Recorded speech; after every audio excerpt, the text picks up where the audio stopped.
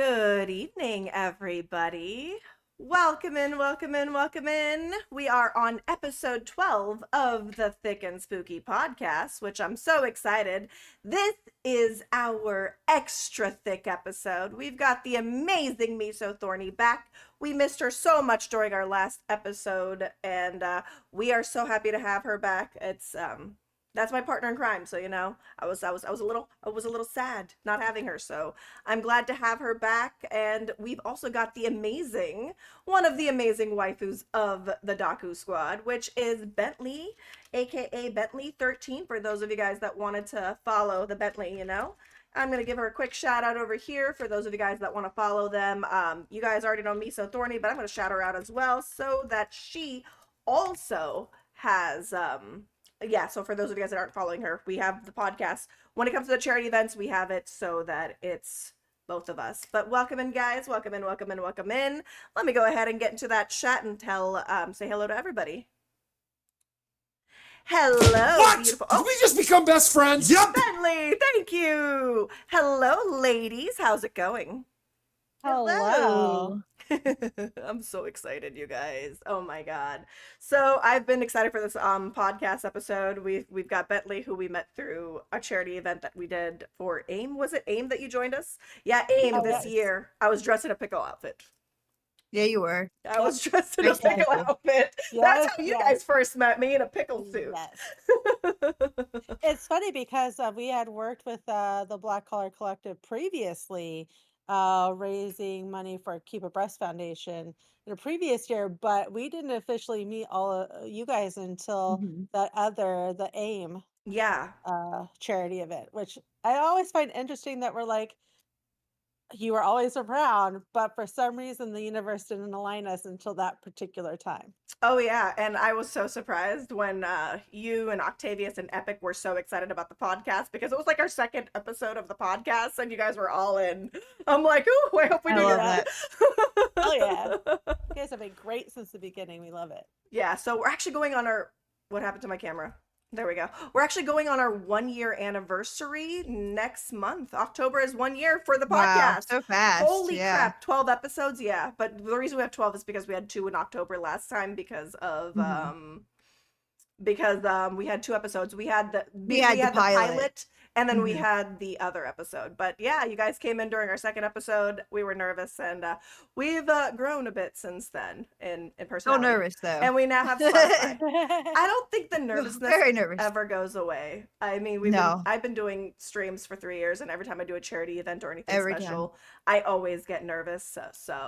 But welcome in, you guys. So today we've got the thickest episode yet. We don't have a specific theme, so we all have something everywhere. So it's just the extra thick episode. We're just happy to have the beautiful Bentley with us. Oh my god, Bentley. Yes. I am so happy to be here. I was telling them you guys are on Spotify and YouTube, and I listened and watched both things in preparation for this because I am so nervous. You're doing amazing. You'll do amazing. You are. This is why we partake in some green stuff or drink some wine during it to kind of get rid of those nerves. And once we start talking, it gets normal. Welcome in, Stephen the Shark. It's normal, totally normal. It'll be weird for me because I will myself down a little bit. Hi, Mucky. Hi. Thank you for that, for those biddies. I appreciate you. Needed more Mucky. Well, we're happy to have you guys. Oh my god, why do we have a hype train? Mucky and his cheese. Oh my goodness. Oh, could Bentley Mucky and his cheese. Yep. You're welcome. So we are doing the Keep Abreast Foundation next month, you guys. We've got the charity event with the Black Collar Collective next month. We're going to be covering Keep Abreast Foundation. We've got some pins that we're going to be giving away. We have 3 pins that we're going to be giving away, which is the Thick and Spooky Gould podcast pins right here. They're cherry wood pins, and they're recycled material. So I really, really love these pins. It also has our... What? Twitch and We just Spotify become best friends. Yep. Aw, thank you for that. Oh my god. He brought a lot of cheese. You brought so much cheese. Oh my goodness. This maze is crazy. What? Did we just become best friends? Yep. We're gonna have that for a little bit. The sound alerts. I forgot to turn off the sound alerts, but it's fine. It's fine.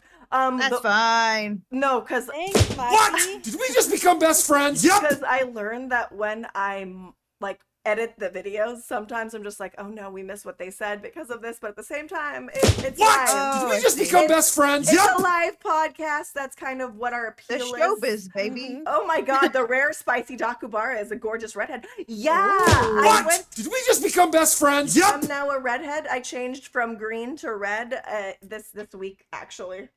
Welcome in, Gorgeous. Octavius. Oh my Octavius. god. What? Jesus. Did we just become best friends? Yep. Oh, Octavius. Hello. Oh my god. Thank you for those biddies. Oh my god. Naughty, my heart. naughty. My heart. Oh my god. Jesus. Whew.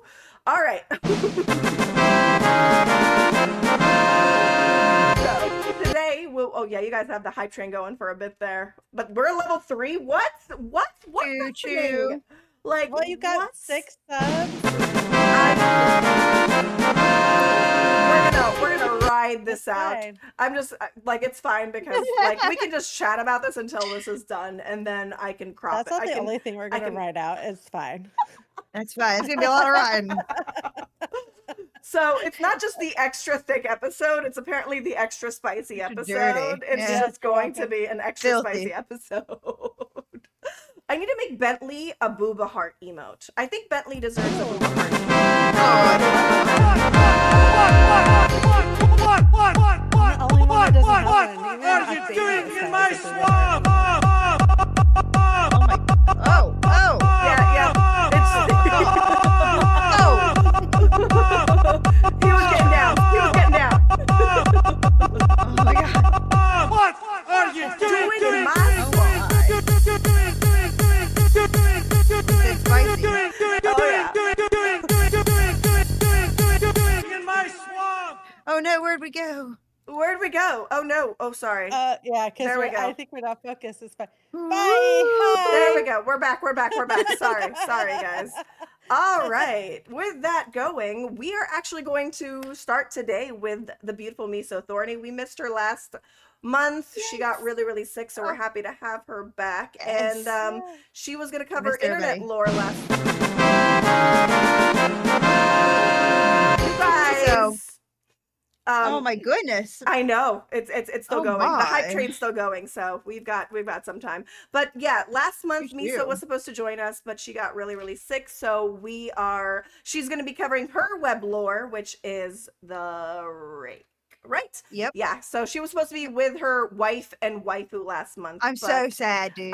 well. Thank you for Kate for stepping in though. Yeah, thank you, Kate. Yeah, that was awesome Yeah. of Kate. Yeah, Kate Because is. I was not good. Kate is an honorary. What? Did we spooky just ghoul. become Yes. best friends? Yep. Thank Aw, you so thank you for much. gifting I've that met to so much. Roddy. Oh my Roddy goodness. Mama is so. Roddy I Mama. I love Roddy Roddy Mama. Mama. Hottie love- Mama is amazing. I like Roddy how- Mama. Mhm. I was about to say it. No. Yeah, but you Because look it amazing, bec- Bentley. Oh, thank you. We call her Salty Mama because she gifted Octavius 50 pounds of salt. I know, That's but she also, hilarious. like donated a lot to the charity event for. She Yeah, she did. did. That was For very kind of her. Glisten. That was insane. She did. That was awesome. Roddy, thank you. Yeah, she stepped up and We love you, definitely Roddy. went for a bat for Glisten, which was a really fun charity. That was our last charity event that we did in That was July. awesome. Yeah. It was in July, and now we're Yep. going to Keep a Breast Foundation next month. So, with I'm all of this excited. being said, I hope you guys get settled in. If you guys want to grab yourself a glass of whatever you choose to drink, or eat a gummy, or take a hit of something, we're going to get into the spooky stories.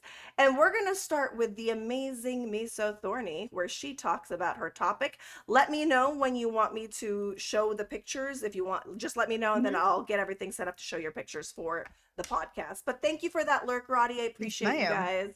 Let's settle in and get your seatbelts on and buckle up for the thickest episode yet. Right. You ready for me to start into it? I didn't know if we wanted to give it a little few seconds or we've got like 3 minutes before the hype train is over, so I was saying I can't hear maybe it. yeah, so maybe we will wait for that to be over. But Okay. yeah, because I don't. gonna Yeah, say, Okay, if I they thought it keep was done. going.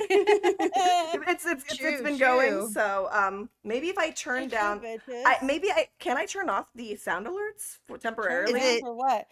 You can like you have it just through mute the OBS? thing on OBS. To Oh, say you can separate the audio on oh, there. I don't have that separated. Oh, okay, So never mind. I'm gonna pause the sound alerts. Does that work? I have it on sound alerts, so we Hmm. can pause it Sure. so that it doesn't interrupt. Toasty Toes! Hi. Hey! You don't know if you can handle all this thickness? I'm Well, gonna it's gonna be say a lot of thickness. I'm gonna say his name proper instead of what I normally call him. Hi, Toasty. Hi, Succubus, Because my beautiful sister. what I call him probably Incubus. isn't allowed on Spotify. Oh my. And then we've got Toasty Toes who wanted a can I get a woo ah? I have to rub it Adorable. in. I have to rub it in. My Devious Joker is going to play a match with me. It's not your Devious Joker. Stop trying to steal Devious Joker. My sister's trying to steal Devious Joker from me, you guys. God. Thievery. Outrageous. Thievery. Sisters are fighting Oh over no, fighting over Mucky's free to people. stay welding here. Oh, all right. Are we Oh god. ready? Oh, thank you for those bits. Oh my god, you guys are The amazing. Octavius is gonna lose it. All right, you Losing shit. guys.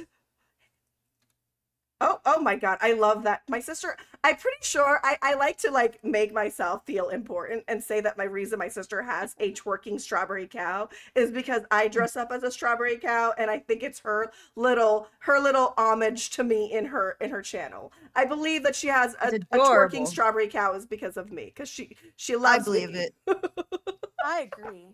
I agree. I Well, think to be that holds up. Oct Daddy, he says. Oh my goodness. Oh boy. Oh jeez. Oh jeez. Here we go. All right, are you ready, my beautiful waifu? I am. Are you guys ready? I'm ready. I'll Are keep you all track of for the the chat spooky? and just let me know when you're ready for the pictures. Absolutely. So, as Doku said, I was not here last month and we had internet lore and I didn't want to go to waste. So, I'm bringing it this month. It's not as long as, some stuff because it's a creepy pasta. If you know anything about those, sometimes they don't have that much information. But it's still fun and I like it. So, buckle up.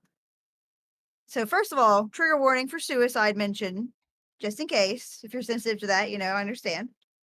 And this one's gonna be kind of different because a lot of mine have like a lot of history or like information a lot of times with a lot of these locations or creatures or whatever. But this one is more people's stories. So just prefacing that now. It's not as long either, but again, we're just gonna get into it. So, has anyone heard of the rake before we even start? I actually have never heard of it, and I've avoided reading about it since you were like gonna cover it. And then I know that Kate was really excited about it. And I'm like, I don't want to know. So I actually know nothing about Okay, the rake. I know very little about nice. the rake. I've recognized the name, but I have not delved too much into it. Good, good, good. So, the internet is a powerful tool, not only for knowledge, but also the imagination. There's many different creepypastas and folklore legends that have grown hugely in popularity. The internet itself likely wouldn't exist except for without the internet. Words are hard. We're back at it. Took a little break there. The gears gotta get re-greased, they gotta recog in there. But one of these cryptids that stayed with me since I learned about it, I think I was like 13. And this is when creepypasta was like starting to really pop off, and become a big wiki and all that stuff like that. Um, and this is the rake. So the rake, like I said, is a creepypasta. And for those of you who don't know what a creepypasta is, they are horror or horror related stories or images that are shared and popularized online via social media and different forums. And the rake is a monster usually depicted as this unusually tall and like hairless, pale human dog I like saw the creature. pictures. Yeah. Yeah. Uh, and instead of walking, they kind of like crouch or like lurk real creepy like. They don't really usually stand on two legs. They move very erratically, like a like a bug kind of real gross like. And Daku if you wouldn't mind the first pictures. You've got it. Let me go ahead and get into the let me go ahead and open it up real quickly. And then I will go onto the OBS and move this baby over here. It's funny you say that, Toasty, because Atolpa is actually mentioned in this. So There's the first. Oh, I have to share it here. Hold on, you guys. I'm getting there. I'm getting there. You guys get to see the entire screen. Ha ha ha. There you go, baby. so good. Boop boop boop boop. Boop boop. This is the stuff of nightmares. Oh yeah, I hate it. Yeah. I hate it. I hate it. So this is the rake for everybody to see. And you can go ahead and go through the first 3. Okay. I think there's only 4 total, and the first 3 are, Yeah. all So part of the. This kind of just like a close up of that image. this is probably Oh, the one that I eh. hate the most. I hate this one the most of all of them. And you can see how it like is crouched though. Like Yeah. imagine seeing that shit in the woods. So for those of you only listening, so imagine if you've ever seen I Am Legend with Will Smith, or just like a fully goblin pale person, but they're very, very stretched out, lanky, very, very bony, but they look kind of broken, jointed, bald all the way down, and they're just like crouching on all fours like a demonic entity just shuffling around the woods and stuff like that, coming at you reckless. And And do they they have have very glowy white eyes. Okay, they have glowing eyes. Okay, they're Yeah, not white. glowing They're eyes. actually Yeah. glowing eyes. Okay. Yeah. And I hate it. yeah, and these are trail cam photos, quote unquote. You would think that by now that we would get better pictures of this. Like this is from 2010. I feel like the quality should be better for 2010, but I don't know. Well, it's at night on a trail cam, so when you zoom in, it kind of looked like he was walking, he was kind of scooching. Oh, oh, Duh. oh, oh. And you know what? I learned about this creepy pasta, when I was literally like, it was between 11 and 13 for sure. Worst part is the rake and dogmen are allegedly bulletproof. I actually didn't see anything about that. I'm glad you bring it up because I didn't see anything about that in my research. Again, there wasn't like a ton of lore in that sense. Yeah. But where was I? The rake story begins in the hot summer evening of 2003. There are events in the northeastern United States involving mysterious human-like creatures, sparking local media interest. Before an alleged blackout was enacted, little to no information was left intact. Even most written and online accounts of the creature were scrubbed from existence. Most witnesses were concentrated in New York State and some in Idaho. Their stories in encountering the rake range from being the creature being extremely emotionally charged, like you feel very uncomfortable, you're very scared, you're on edge, there's a hair standing up on the back of your neck, fear, just pure fear. And sometimes people said the creature seemed almost childlike and playful and curious, like kind of like, wanting to Toasty see what's up. Toasty Toes says that rakes and dogman are actually bulletproof. Yeah. And that's what I was saying. I didn't see anything about that in the lore. I think that's very interesting. I don't really know much about the Dogman. I've lightly heard of that one, but I didn't see anything about that, and that's very interesting and I hate terrifying. it. Just terrifying. Terrifying that they're bulletproof. terrifying. Are they No, thank you. Are they fireproof or can you kill them with fire? I didn't find any information about killing them. Can we kill anything with fire, please and thank you? That would be great. I would try. I would. You Yeah. know what? We're trying our best. sure. We're taking chainsaws and fire and bullets and stakes, and we're just gonna try it all. We're just gonna lay it all out, separate the head from the heart. That seems to work in a lot of lore. Yeah. Just something's got to give. But I say, because I'm interested if Toasty knows anything about if like weaknesses, because I had a really hard time finding information that wasn't just like stories or like And then people's encounters. He also says that they're also called crawlers, but for me, I feel like the rake is more of a good name for it because for me, we've got the Fresno night crawler, so I feel like crawler is a little too much like another cryptid. I feel like if they're just crawling, they just are like, "Yep, that's a crawler." Nope, kick it in the face. I literally couldn't imagine that coming at me in the dark of the woods in New York State or Idaho, wherever the hell it's at. Any woods at any time, Sam, I am, no. I don't want Anything it. in the I woods don't that want it on a isn't train. me. I don't want it in a barn. I don't want it on a farm. I don't want it. So, like I said, most of these eyewitnesses account were concentrated in New York State and Idaho, and they were very similar in a lot of the reports in which were collected, which I'll get more into. But most of them felt fear around this creature, and again, some of them did find the creature to be more curious, but we don't know if that curiosity is like a genuine innocent curiosity, which I doubt considering, or if it's like, I wonder if I can snatch this person up and drag them into the woods kind of curiosity. So, um, a magged up, hi, Britt. Uh, so no published accounts remain or recordings remain left on record, which really leads to the mystery of the rake. But several witnesses began collaborating to look for answers after all the information had been scrubbed. And by 2006, they had accumulated almost dozen documents dating between the 12th century and the present day. In almost every case, the stories were nearly identical. The following are just a few excerpts from the research and document gathering efforts. And these are the stories I was talking about. And this is the bulk of my information, really, is a few of these stories. One of them is quite long. So, this first one, again, trigger warning for suicide. It's not like gory or anything, but it is a suicide note. So, it's a suicide note from 1964, and it says, as I prepare to take my life, I feel it necessary to assuage any guilt or pain I've introduced through this act. It is not the fault of anyone other than him.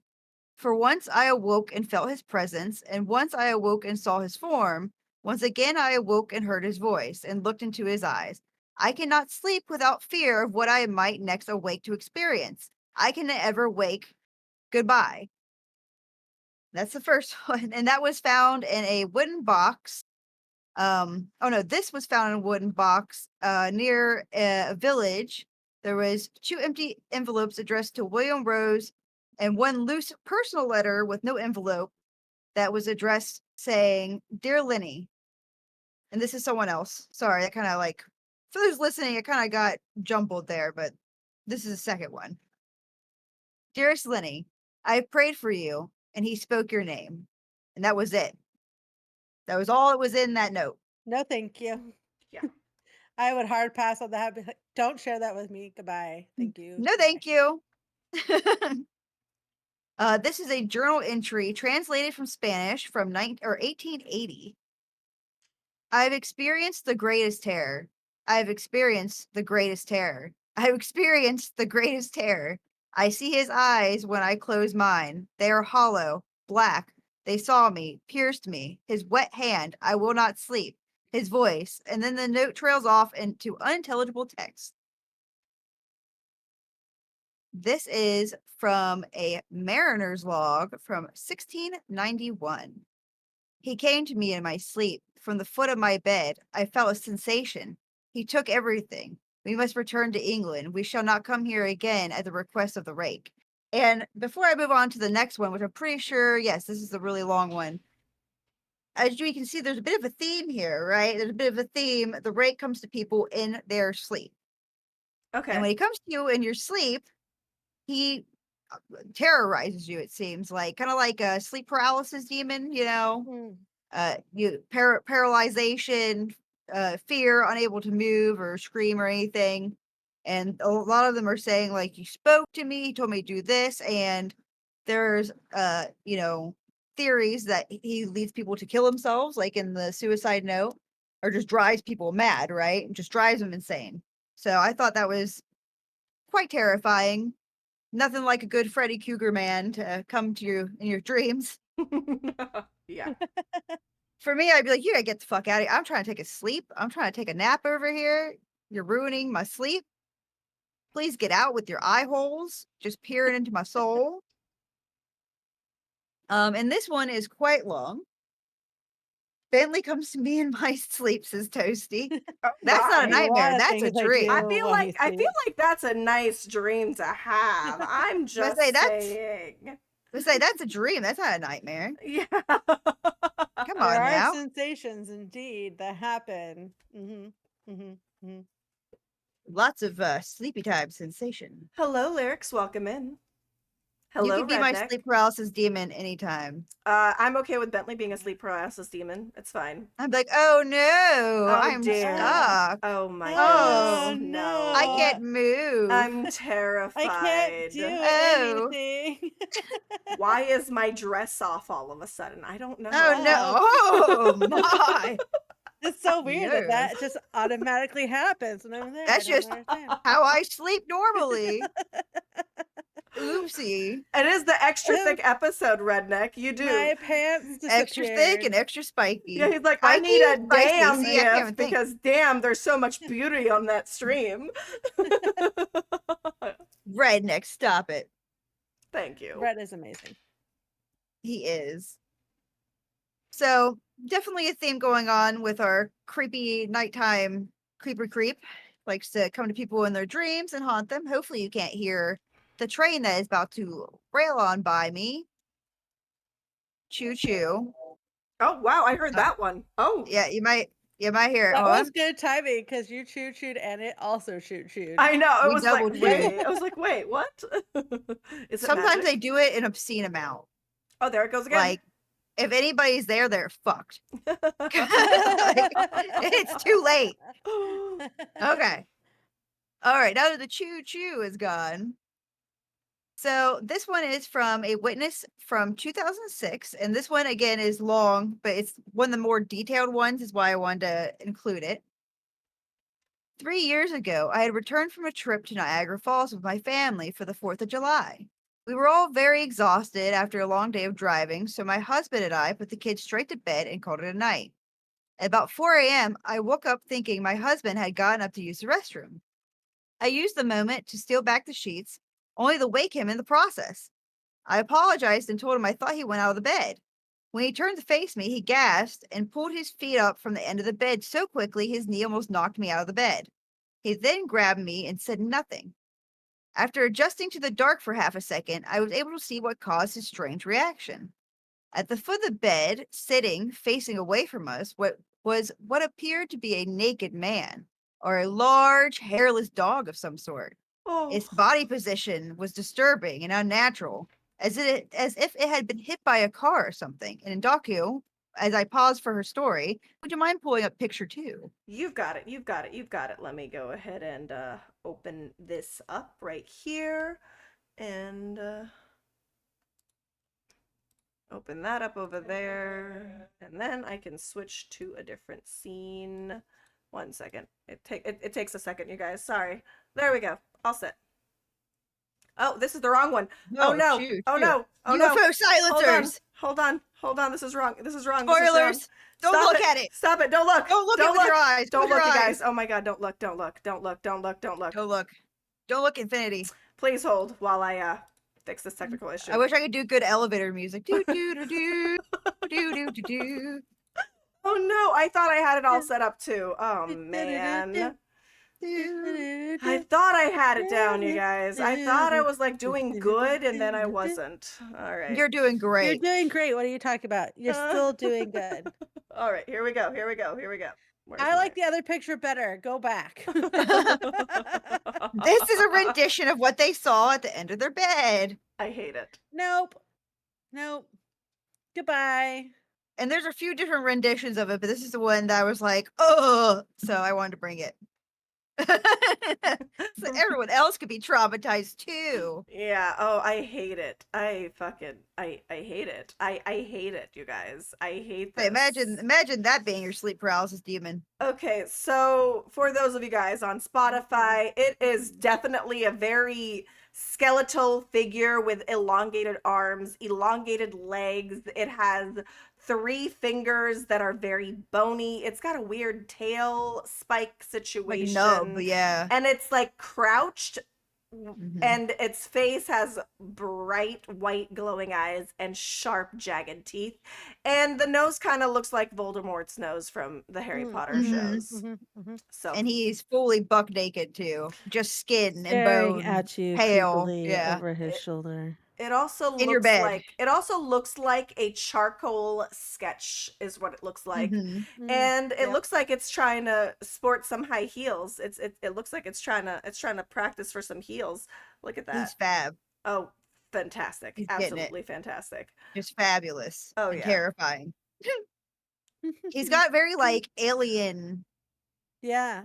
feet, Oh like yeah. elongated, like almost like he's got hooves or something going on because he's got like that weird back of the foot knuckle. Very, very nightmare fuel. Is there I think I'd anything on rather see how Freddy. tall they are if they were to stand up? Think I saw things saying they were be disgustingly long, like What? over Did we 6 just Hold foot, up. become but best like Time friends? out. Yep. stretched. Time out. Time out. Oh my goodness! We just got a gifted sub, Oh so it's god, gonna. damn! We had quite a few gifted subs. Do, Twitch do, just do, gifted. do, Twitch. do. What? Oh Did we just God. become best friends? Yep. Jonathan Mhm. gifted a bunch of subs and Twitch gifted some subs, so there's gonna be some sound alerts. Let me Hey, fix that vulgar real face. quickly. Thank you for those. Thank you for those What? gifted Did subs, we you just become guys. best friends? I Yep. appreciate you Yeah, guys. right now Twitch is doing bonus subs. So Yeah, if you I get was. That's 5 awesome. subs, you Yeah. get an Oh my extra God, sub. that is crazy. I've never. What? Did we just I've become never best friends? experienced Yep. September. Like I've been streaming for 3 years, but this is the first time I've actually like experienced September. So, yeah. Wonderful. What? Did we just become best friends? Yep. Amazing. Thanks for those gifted subs. Now Thank you, Twitch thank just you, needs to thank keep Really that you. all appreciate year it. long. Right? Right? That would be amazing. It would be nice. What? Love Did that. we just become best friends? Yep. I wish I could turn off the sound for it, but I can't, unfortunately. I don't know how to. You just got a little ride, baby. I'll just gotta Chelsea ride it said, Give out. us give us a Chelsea little said, break in the nightmare. look, it's twerking. All He's just right. throwing that ass back for you, and the nightmares of your stream or your dreams and streams. This stream, Yeah. All right. very nightmare. I think we are good to go. You may continue, wife. So this is the rest of their story. So they see that in their bed, right? For some reason, I was not instantly frightened by it, but more concerned as to its condition. At this point, I was somewhat under the assumption we were supposed to help him. My husband was peering over his arm and knee, tucked into the fetal position, occasionally glancing at me before returning to the creature.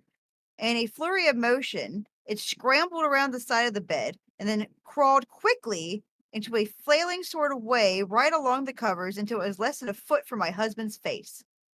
So that thing crawling off the bed Nope. and crawling up to your No, husband's thank you. face. No, thank you. All No, right. thank you. You can have him. Thank you. No, thank you. You take him. No. I mean, no. No, I love you, Bulgar. I would never Don't give you to do the break. I that. swear. I swear. It was completely silent for about 30 seconds, probably closer to 5, but it seemed like forever. Just looking at my husband, then it placed its hand on his knee and ran into the hallway leading to the kids' room. I screamed and ran for the light switch, planning to stop this thing before it hurt my children. When I got to the hallway, the light from the bedroom was enough to see it crouching, hunched about 20 feet away. It turned around, looking directly at me, covered in blood.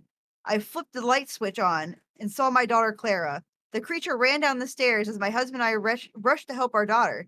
She was very badly injured and spoke only once more in her short life. She said, "He is the rake."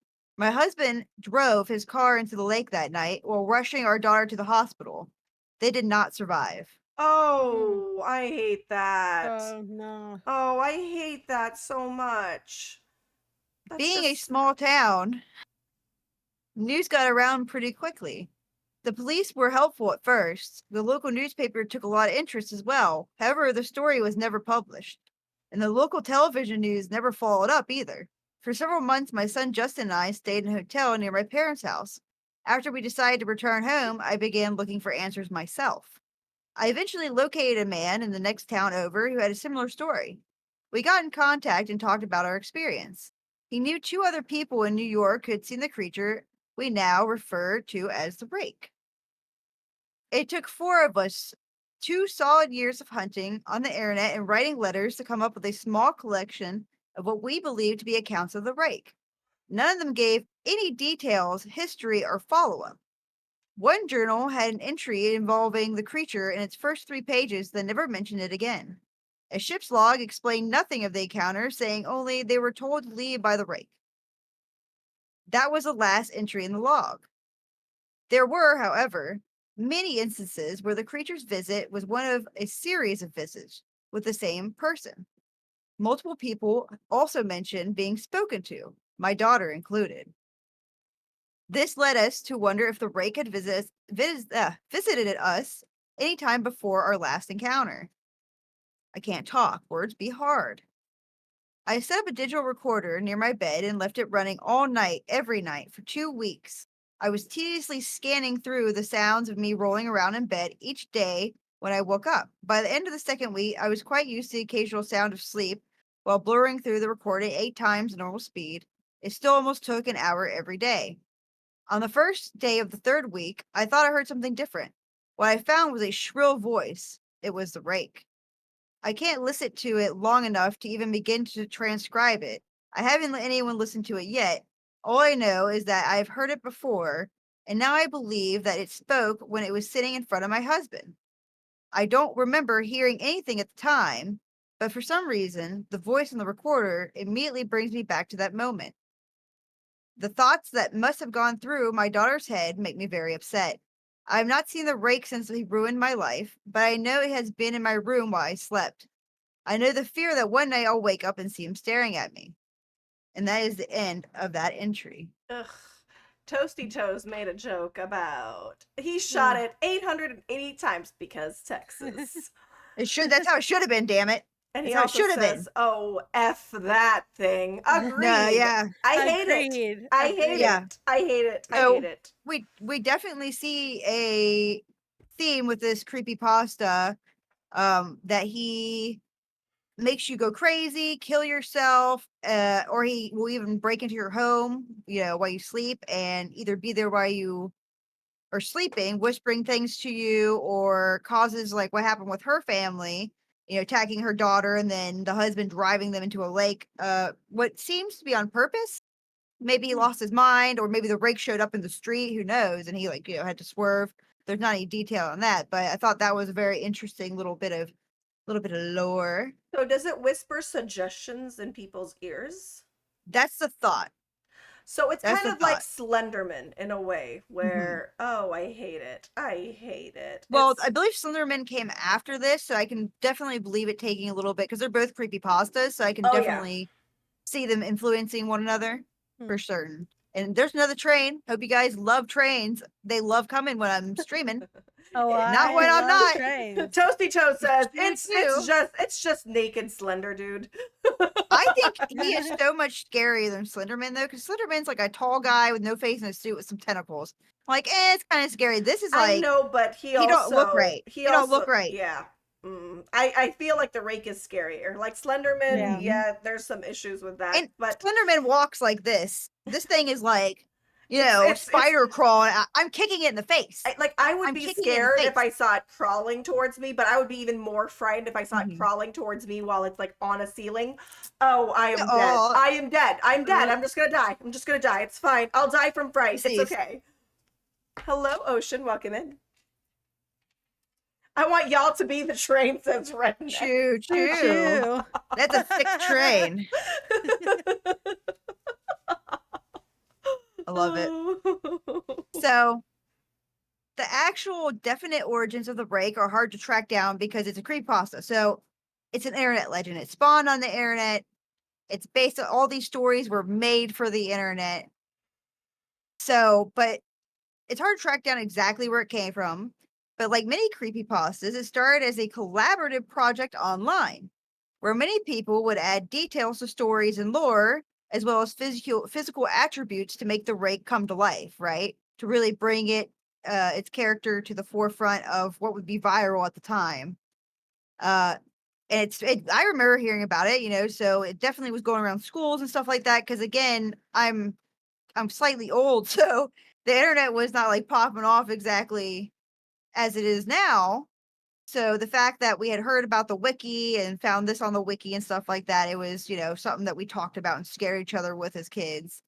And like other creepypastas, for instance, Slenderman, once the image is photoshopped and started being spread along, the story was also spread along with it into schools and just, people's lives where they're like, "Oh, have you heard about this?" or, camping stories, whatever. Yeah, last month But was a hard topic because it was the first topic that I covered that actually had like a very tragic like stabbing yeah, situation. It was but say fortunately a lot of creepy pastas and folklore, any kind of tales, most of the time don't spiral into real life murders or suicides or anything terrible like that. But I feel like no matter what it is, with when it comes to things like what the girl in your story with Slenderman was, the schizophrenia and stuff like that, yeah.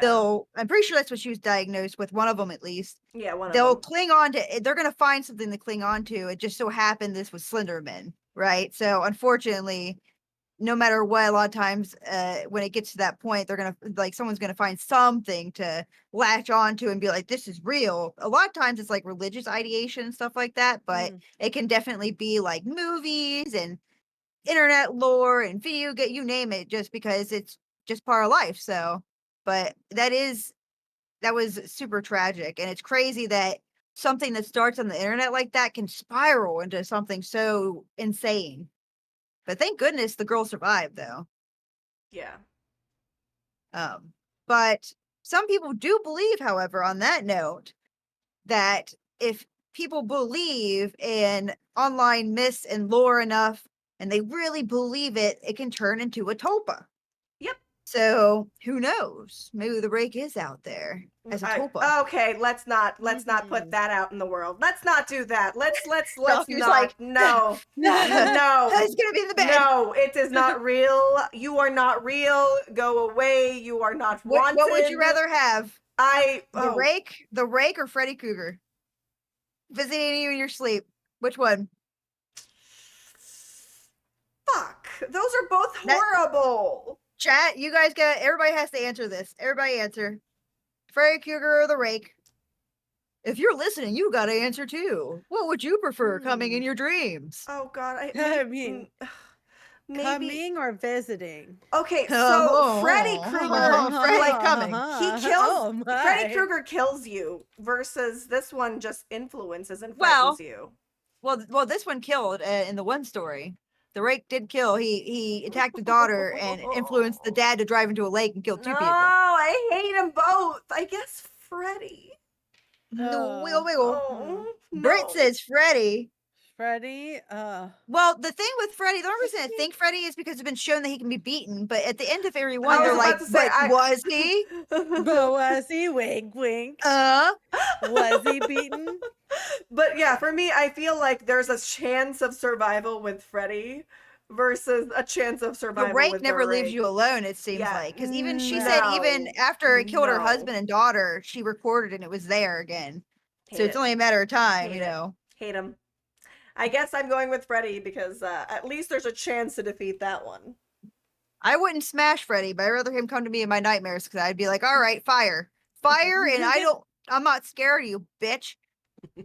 You just really gotta shame him and his little tiny burnt wiener. Brit's like, Little Brit. fire camp Brit's wiener. like survival was not a part of the logic of her choosing Freddy. She loves Robert England. That's why she chose Freddy. That doesn't shock me whatsoever. Oh, and then He get in there really deep. Redneck says, I need Freddy to scratch my back real good. It'll feel real deep, real spicy, peely. Peely, you be peely. Oh, But yeah, man. so that is the rake. And when I was a kid, I used to tell this to my childhood best friend, who's still my best friend to this day. We've been best friends for like 20 years at this point, I'm pretty sure. Damn near, if not. Probably like 19. Anyway, it doesn't matter. I used to tell this to her when we would have sleepovers and scare the fucking Jesus out of her. She hate it. She'd be so pissed off because she'd be like, I hate you. I can't sleep. I could think about the break. I would show her those pictures I just showed you on like the wiki. And I was like, it's gonna get you. It's gonna come for you to sleep. She hated it. So I was like, if we're doing internet lore, I'm gonna do the one I used to terrorize my friend with. So this is for you, babe.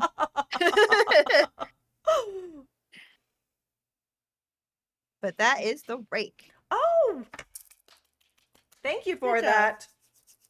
I'm sad we didn't get to have it for last month, but it was so I know. fun. I'm so sad I missed out on the waifus. But again, Maybe- Kate, if you're listening to this, you're a fucking G. Thank you for filling in for me. And Britt, thank you for being there, even though I wasn't. I appreciate you guys. Yeah. Hopefully, it won't happen again. Trying to Fingers play it crossed. safe. Yeah. All right. So let me go ahead and run a 90-second ad. Anyone that needs to refill your water, go ahead and refill your water. So we're going to run a quick ad right now, and then we'll be right back for the amazing Bentley's topic, which is a really cute one. So I'll see you guys real soon. We're going to run a 90-second ad, and we'll be right back.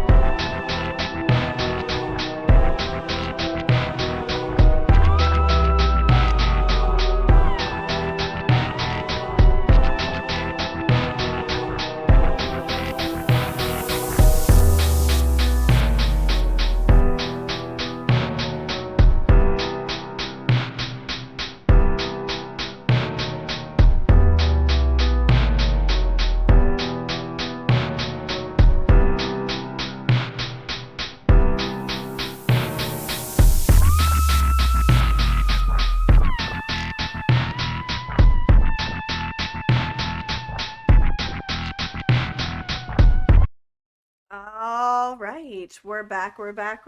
I hope you guys are having fun. We're ready to start this up, and we're going to be joining Bentley for her topic, which I'm excited about this topic. I was going to cover it next month, but Bentley wanted to cover it, so I'm like, yes, do it.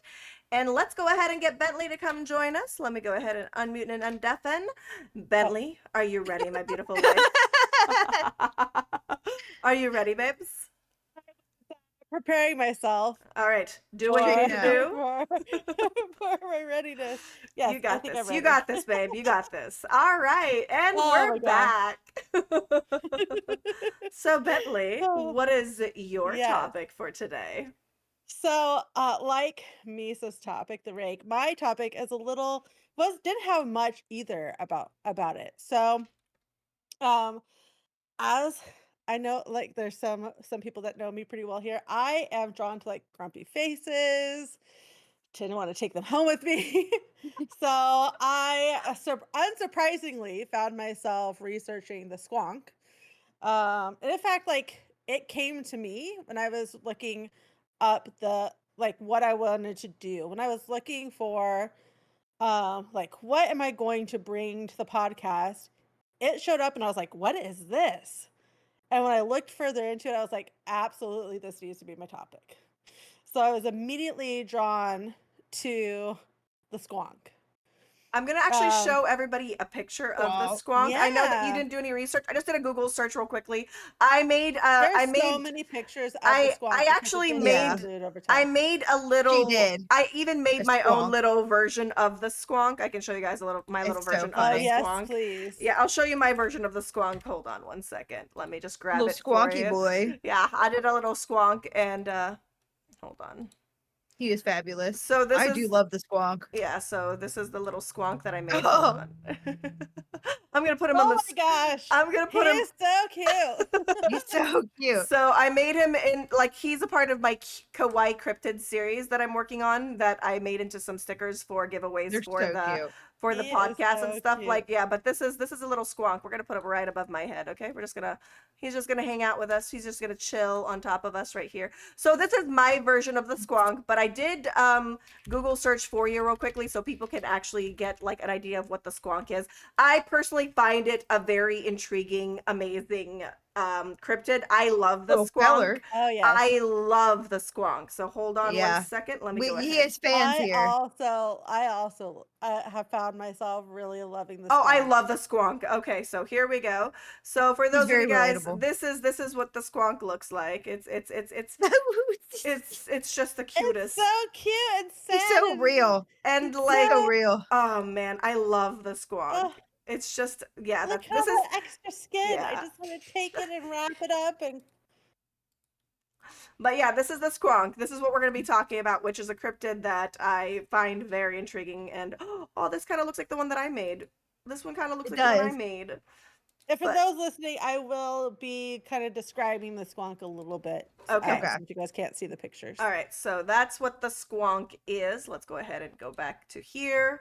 But I just wanted to show everybody an idea of what the squonk is. I would squonk you, Toasty Toast, says Oh Octavius. my, Oh Octavius my. is going for Toasty today. Oh my, chat. Chat is spicy today, but I don't blame him. This I is love the it. extra mean, thick episode. The It extra is extra thick thick extra episode. and thick. spicy. um, Oh my god, my sorry. camera. While a world of like folklore is usually filled with like terrifying things like the rake we just talked about, and other particular creatures, the squonk is not scary. It's not reported to have any attacks. It's not reported to like harm anyone. There is no reports in its lore. As much as I tried to find one, it would be like, be a scary thing. It was really not scary at all. Um, and as we found out, like Toasty said, this is his first squonk. It's not as famous or as big as like the Loch Ness monster. So not many people outside of where it originates from has heard of the squonk or the squonk story. But it does, when people hear the story, it tends to resonate with a lot of people due to its themes. And so uh, the podcast, sorry, the squonk is a very sad creature filled with insecurity and self-loathing. But we love it. Relatable, buddy. It's So so sad. relatable. I just want to love it. I just We want to love love it. it. He's so real for that. He He's is staying so on the real. screen for the rest of the night. For the rest of the night, Yes. he's just gonna stay on the screen, you guys. The I squonk also just have needs love. I also have a lavender version of this if you guys want the lavender instead of the pink version. Yes. Let's show All you of guys the versions, please. you want both the squonks? Okay, I can pull up another squonk. Hold on. Well, I'll Which pull up another we will squonk. talk about how the squonk actually makes more of itself. I love it. Oh my god, I'm so Okay. happy. All right. Little cell divider, I see. Yes, absolutely it is. Oh my god. So there's Oh, a so little purple adorable. one. Yeah, there's a Oh, little This needs purple like a little one. pastel purple. I can't stand it. I need why There okay, needs to be a those are plushie of this. literally my colors. Excellent choice. Literally need plushies made out of them. Yes. We need squonk plushies now. Yesterday. Oh my Immediately. gosh. Yeah, I could Post not get haste. over like how the squonk looks. It's just such a sad creature, and I just want to wrap it up and love it. He's just a little guy. Yeah, it's just a little guy. And the stories are not very nice to him. No, it's not. I It's hate not people. they are not very nice to him.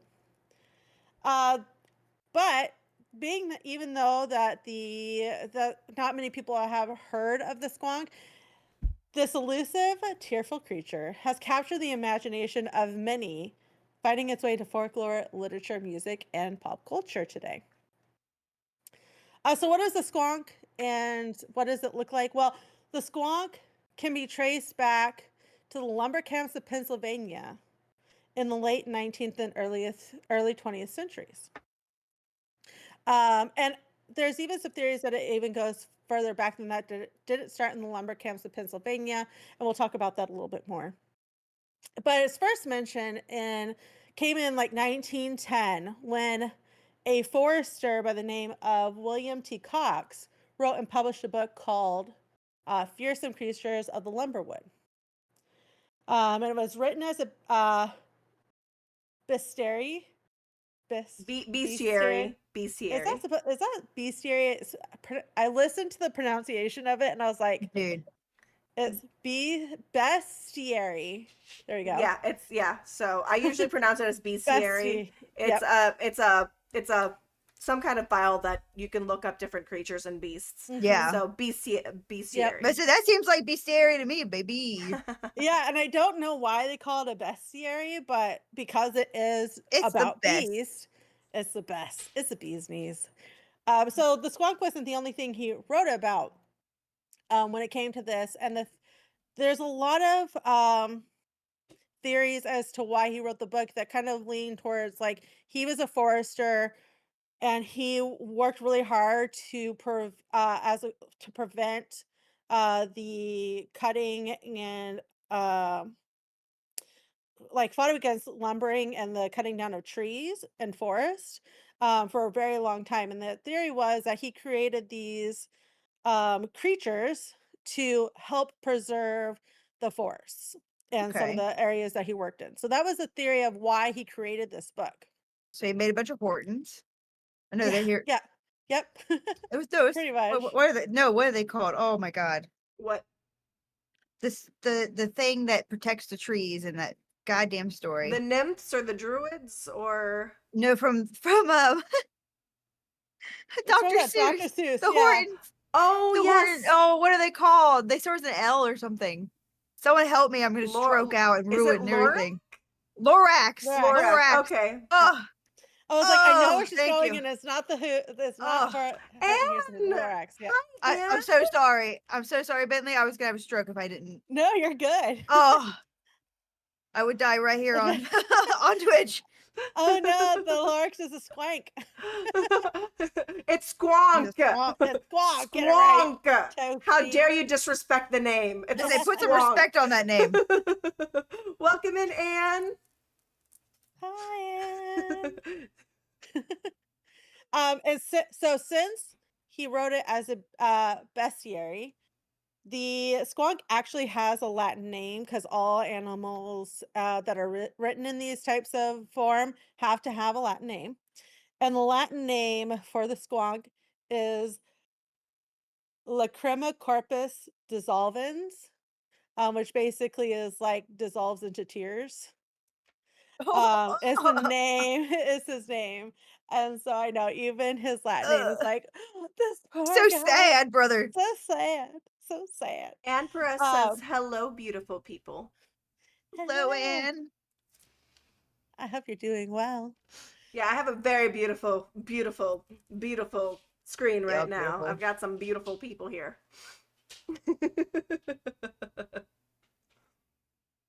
And so this is the first written account is in this book, The Fearsome Creatures of the Lumberwoods. In the book, the squonk is described as a creature who lived in the hemlock forest of northern Pennsylvania, which was a dense region filled with trees and had a lot steeped in folklore, loggers, and frontiersmen. And so the loggers in the area would tell the tales around the fire of strange animals, and the squonk was one of the most unique stories that they would tell. They depicted the creature as deeply miserable, ashamed of its appearance, and constantly weeping.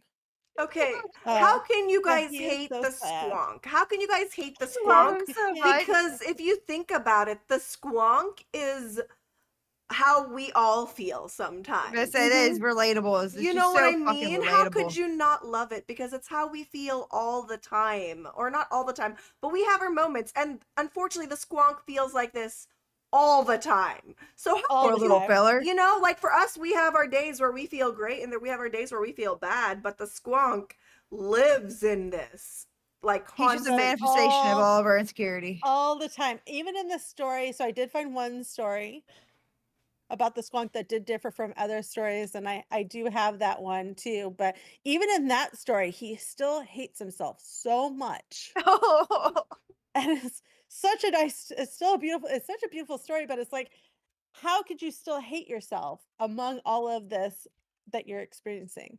But I know that we all experience this, right? So I think that's why it resonates so much with everybody that, the squonk is like everybody can resonate with the squonk. They all can, be like, yeah, that's me. Right? Right? Yeah, A lot of the absolutely. things that I saw on like Reddit posts and things like that when I was researching was they all were like, hey, no one said you could use a picture of me. Who said you could tell my Yeah, story? Like they all related to the squonk because of how the squonk is presented and how the squonk feels about themselves.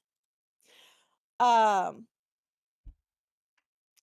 and it said, and even in these stories, it said that these stories and these tales served as like entertainment and allegories for the human experiences, touching on the themes of like ugliness and sorrow and mhm. self-worth. Because the squonk, they do describe the squonk as ugly, but we see the squonk. Look it's not He's ugly, it's so so precious.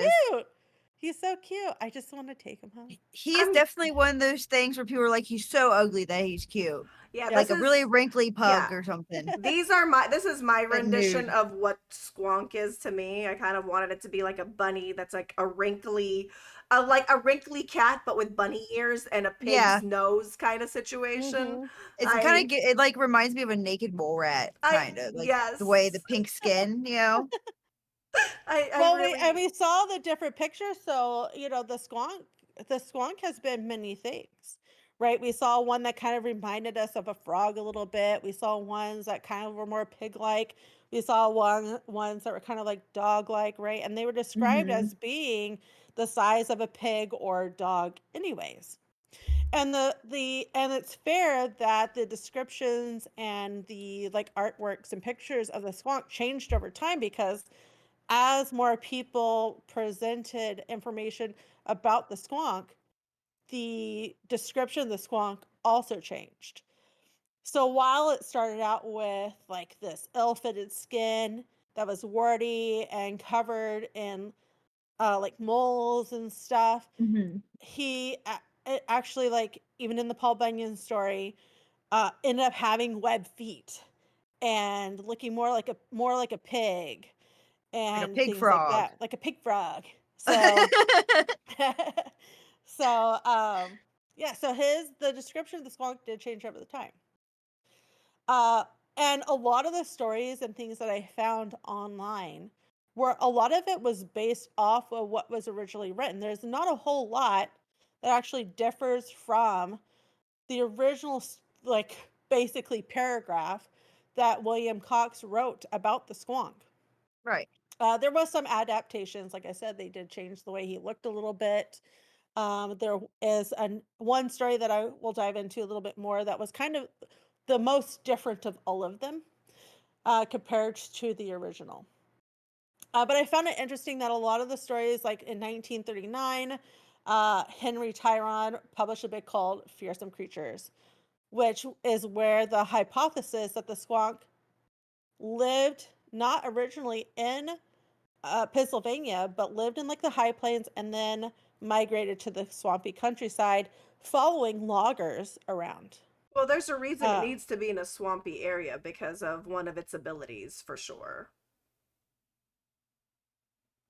yep, that's absolutely true. And one of those abilities is talked about in both William T. Cox's story or paragraph and in Paul Bunyan's story. And that is if you capture or try to pin down the squonk, its defense mechanism is that it just cries itself into a puddle and disappears. Again, so real. Just the realest shit in Literally the world, cries, man. it It cries literally itself cries to a itself into Oh my puddle god, nothingness. that's so and funny. moves away as a Oh, I puddle. love him. He's just the best. The realest And there motherfucking cryptid out there. and there is a theory of like why that works for it. The theory that why that works is it's like playing dead essentially, right? So because of its loose skin and its ability to like cry so much, that it when it shrinks down and plays dead between the loose skin and the tears, it becomes it looks like a puddle. So Right, it's just able bleh. to like, yeah, slow its breathing down, pretend that it's not around anymore, and it gets left alone, right? And so we see that in a couple of different adaptations of the story. Like I said, the Paul Bunyan one, him and his men encountered a squonk in their story. And I did not know this about the Paul Bunyan story. I did not know the squonk was in there, no matter how many times I've read I stories had in no Paul idea Bunyan. that was either, yeah. Yeah. And so I was like, that was really interesting. And it was said that they heard wailing off in the distance, and so they followed it, right? Who doesn't hear crying? And I feel like a lot of like demons and things like that lead people to them by producing a crying sound. Right, Yep. yeah. Like a Yep. siren. Yeah, yep. And so I was like, as soon as I was like, why did you? I was like, don't follow Don't that. follow it. Why are you following? Stop But it. they followed the wailing sound, and at some point while they were following the noise, they noticed a wet and salty trail on the ground from How the they know it tears of was the squonk. salty? So I don't know. They must I have need to know tasted how they it. knew. How Like did they I know? imagine they Miso. tasted it. Did they Miso, taste from it? the very, very first episode of this podcast, we talk about people trying things that they They shouldn't. shouldn't. Like Every Yep. time. like the Like, I gross like get on the gelatin. ground and lick it? Yeah. yeah. Like they Like get down and they're like a snail trail. like let me see. That's like people like trying to figure out like what That's laid the crazy. feces, Or and they're like messing Oh with and god. maybe why It's maybe still warm. maybe they say it's what salty because our own tears are salty and it is Yeah, they just literally a assume. why. pile of tears. But I That's don't think true. at this point they knew that it was tears So they Oh, in tasted this it. oh, They there's story. tasted it. like They water. had to have tasted it. Yeah, They like tasted it. water. So I think but maybe there was some theories that the tears were like luminescent in a sense. Okay. And so like hunters were able to easily follow and track the squonk because the trail of tears that it would what it would leave. Oh, okay. And Like a so like snail there's trail. like a snail trail, yeah. And there's a little place, I can't remember where it's at, but they have the Squonk Trail, and even that trail there on display is a luminescent Oh, that's cool. white looking trail, and you press on it and it kind of looks watery, and it's really a neat little effect that they have. It's kind of cool. Yeah. Um, but they follow this trail, and the noise and the trail led them to a den that was made out of dirt and leaves. And inside they found a creature that they described as horrifically repulsive. The poor squonk. The poor So squonk. rude. His So skin fucking rude. his skin was said to be wrinkly and warted, and its feet webbed, which is here where we see some of the difference, right? His feet was webbed, but only on the left side, giving it an asymmetrical appearance, like a weird, saggy, almost amphibious pig, who So was big.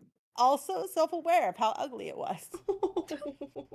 Other stories say that Oh. the squonk knew how ugly it was, and that's why it cries. It also does not come out at night and things like that, especially during a full moon, because it does not want to see itself in any reflections. And so it hides itself away, which is where hunters can most often find the squonk. So if you're ever looking for the squonk, go to He's hiding in a Pennsylvania in the log, hemlock forest. It's hiding in a log somewhere. Listen for the wails and crying. look for the tail of tears. So they grabbed the sobbing animal, and much like in William T. Cox's story, where the hunter tricked the squonk into a bag by pretending to be another squonk, uh, they tried to carry it home. I don't know like what the goal of like putting it in the bag was on any of these accounts. Did they want to eat it or keep it as a pet? I don't know why they would want to eat these things. But fortunately for the squonk, whatever they were planning didn't work out, because when they went to open the bag, the squonk was gone, reduced to a puddle of bubbles and water. Since it had cried so hard, it dissolved into nothing. Those monsters. He They're dissolved so himself. terrible. He dissolved himself. It's so sad. It's so sad. Oh, it's Justice the for story of the squonk. justice for the squonk. Yes. Justice for Squonk. Yes, we need the justice for the squonk. It's such a good That being cryptid. said, all of those stories are very similar in the way the squonk looks and how it was treated, right? There was one story that I happened to come across while I was researching that differed from the rest. While the depiction of the squonk is still the same, they still describe it as sad, ugly, self-loathing. The poor squonk. Oh, I feel so bad for it every Poor time. little I feel feller, dude. bad Single calling it that because it's so cute, Poor so little damn cute. guy. In this particular story, while the squonk finds itself ugly, it does find beauty in like the sunrise and the flowers and Aw. in other things. And while it's uh, reveling in the beauty around it, it ends up coming across the worm that will not leave it alone. And the worm basically befriends the squonk. One night, the squonk does cry so much and so hard that it floods the area they're in. And in the morning, the squonk cannot find its friend, the worm.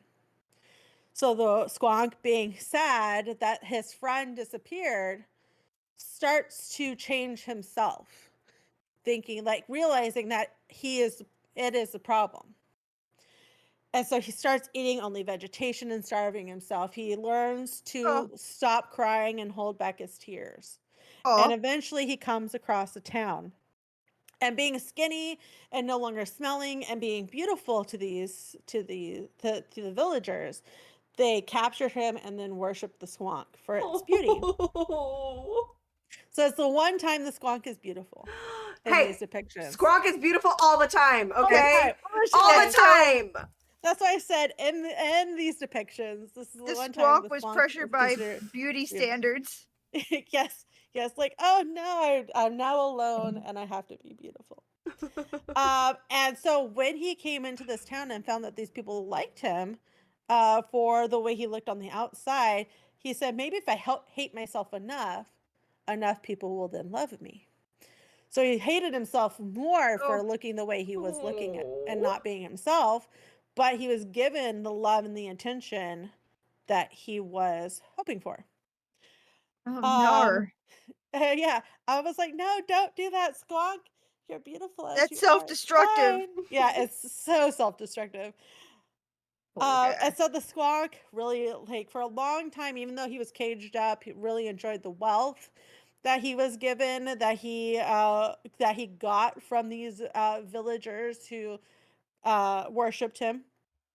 Um, but there was a point that the squonk was just like, okay, this is enough. And he cried himself, he started crying Oh, no. and flooded the village. Oh, geez. And so with that, he escaped the town. He ran away from the village and was very, very sad. He was like, I'm never going to see the sunrise again. And at this point, he heard an old voice that said, "But you'll miss it." And it was his worm friend. So his worm friend found him, and the worm was like, "Where did you go after it flooded? I looked for you." And the squonk said, "I looked for you too." And the worm was like, "Well, next time it floods, we'll just make a boat together and traverse this together." So, um, that being said, the worm and the worm loved the squonk for who he was, not for how he looked. And Oh. so I think that all of us could use a little worm in our life. Yes. Yeah. He loved the squonk for how the squonk was, personality wise, I'm not for how 5. he was as out on the outside. And so beauty is more than just the skin on the outside. It is a deep inside of yourself. So if you were a good person, you know, I know that's why I was like, I have to talk about this story because I feel like we Need a all little can worm resonate with sometimes. that. We all need a little worm A sometimes, and little not worm just the one in our sometimes. pants. That's right. It kind of makes me think of Corpse Bride, where she has that little worm that lives behind her eyeball. And I'm like, Yeah. Oh I yeah. want a positive worm in my eyeball that whispers in my ear. Positive reinforcing worm eyeball. Yep. Who doesn't want that? Yes, please. I just want one that just pops out every once in a while and just reminds me, You're doing great. "You're doing an awesome job Thanks. today." Thanks, worm. Thanks, worm. Get back in there. We all need a Oh, little worm sometimes. That is a good hashtag. that is right. That is right. Um. Oh my gosh. I'm Oh my sorry, gosh. I break No, people you're fine. sometimes. You're Let me. fine. No, we said it was gonna be a It's a spicy. spicy. It's a It's a spicy. spicy. It's a spicy stream. So that being said, amongst all the stories, right, that was the one that I found that really differed the most from all the other ones. A lot of the other times, there was no like friendship involved. There was no like talking about the positivity of what Character you growth. bring versus like how you look. And so I really liked that story the most out of all of them. Yeah, that one was sweet and I actually had like a love nice that. message. Like I Yeah. said, you are in good company because I'm pretty sure everyone here loves Squonk. The Like squonk. everyone, Yeah. We love him. I We stand love the squonk. Squonk. It is such a good cryptid. Oh my god, it's a good cryptid. Oh, I love this one too, and uh, there is a lot of theories about like it not actually being a cryptid, right? There's a lot of theories that the squonk is like a wild pig or boar because at some point it's described as having like tusks, cauliflowered ears, and roomy eyes, which is what makes it look like it's crying, right? So which pigs can get. And so I don't agree with those theories. I am on board with it being a cryptid that I just want to take home and love. Um, I mean, I gotta say, I'm a skeptic, but I think he's real. I think he's I think fucking it's real and real. he's I out there think with it's his real worm. too. I think so too. I That's hope the he one I uses think his is worm real.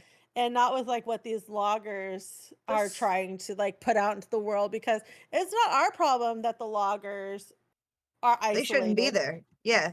By the way, and the like not Squonk feeling is good. real because there is a Squonk in every single one of us. Yeah, That's that's right. true. And we are all Touched by a celebrated squonk. in Squonkapalooza, which is every year in Pennsylvania. I By want the to It's way. amazing. go. Yeah, they have a little like festival for the squonk in celebration of the squonk. Fucking Eeyore love that. Lorax squonk. Yes, it's very much an Eeyore version of the Lorax. Yeah. And so we were talking earlier about how the squonk dissolves. Mm-hmm. Well, the Hmm. theory is, and we talked about it, that it dissolves, but it's really just playing dead, and Hmm. its loose skin makes it look that way. And that's why like you don't often see the squonk, right? There's not a lot of encountering of the squonk, and that's because this defense mechanism is built into where if the crying doesn't really get them out of it, then they will just bloop, flatten themselves out, become a puddle, and disappear from your grasp, from your bag, from whatever, and be left alone. Again, just But the Betsy, most relatable. Happy says, come find their squonk. Oh oh my. my God, I will come find your You squonk know, anytime. I pray for your sake that it doesn't look like the squawk because it's cute, but I don't know. Pretty wrinkly. Yeah. Oh my gosh. So we know how the squonk defends itself, but how does the squonk reproduce? How do we I get want more to squonks? know. How do we get more squonks? Well, the squonk is said to use binary fission. Fission? I think I'm saying that right. In order to reproduce. So basically, it multiplies by splitting itself to two identical beings, like we see above Dakobera's screen. The squonk splits itself into two, which is not normally seen among other cryptids. Usually, that's seen in like bacteria, single cell organisms, and just adds to the peculiarity of the creature. So basically, it's so sad and overwhelmed with feelings of sadness and insecurity that it said that it just multiplies itself, consuming and fragmenting as an individual into different parts of a squonk. And so it becomes Oh my two gosh. pieces of itself because it's so sad. The most depressing cell division. Right? It's like, I'm so sad. I just need to be more, I more gotta sad. spread my sadness amongst I others of need me. others to feel my misery. I need to be in a cuddle of all the people that feel sad or all the squonks that feel sad. I need to multiply so I can have a Yes, cuddle buddy. I need to multiply. What are you doing, step Step squonk? squawk. Alright, you gotta leave. I don't make the rules. Oh And my god. what you guys were saying about it being like it wants to spread its sadness to everybody else, that is probably the most impactful thing that it has as one of its defense mechanisms, is that it Oh. actually spreads its sadness if you're around it for too long to Oh. the person it's Oh. around. So if you're around it's crying too much, you will also start to feel as sad My as god. the squonk. No. And Can it I is be said, extra happy and affect it in a positive way? nope, Give him lots of little nope, kisses. nope. It will affect you so much that you yourself will also dissolve into your own puddle of Oh tears. fuck. Yep. Oh. Well, we So can't that is keep the a only thing that squonk. I found that it was like, oh no, be careful of the squonk. That's You pretty might get effective, so yeah. sad that Oh. you yourself will turn into a puddle That's just torture because you of want to tears. love it. You want to love it and show Let us it love you, love, squawk. and it's just gonna No, bring you down. I'm just Damn gonna bring it. you down and turn you into Let us love you. Let us love you. Why must you reject us? Don't reject our love. let us Don't make me love puddle. you. God damn it, Doku. Yeah. It's perfect. It's excellent choice. Excellent choice. Um, so despite not many people hearing about it, despite the fact that it will turn you into a puddle of sadness yourself, um, it has managed to endure over the year. Yeah, being not well known, right? This is my first time hearing about it. Upon this research, Toasty said that they haven't heard about it before, and it's really Wow. just well known in this particular part of I guess it's a Pennsylvania. specific group of people that know about the I say, squonk. I feel a little Yeah. called out right now, Yeah. actually. Just a little bit called out, okay? we may have discussed the squonk a few times. We may have identified as a squonk several times. Several times. Just a It's couple totally times. fine. As soon as I heard about the squonk, I was like, I need more squonk in my life. It has managed to endure as an American folklore over the years. And now you can see it, like I said, we talked about like Squonkapalooza, which is an Baby. all-age festival celebrating the squonk, I want to go. the Appalachian American folklore and cryptozoology. It's also mentioned, there's a whole song written about it by Genesis. It's mentioned in the Steely. It's mentioned one time in Steely Dan. It has one line in Steely Dan that mentions it. And actually, some people who play D&D have turned it into a D&D monster, Amazing. Oh, making it I making it love that. a creature In in their their monster book. homebrew. Yeah. Yeah, I in a I homebrew game. love That's that. fabulous.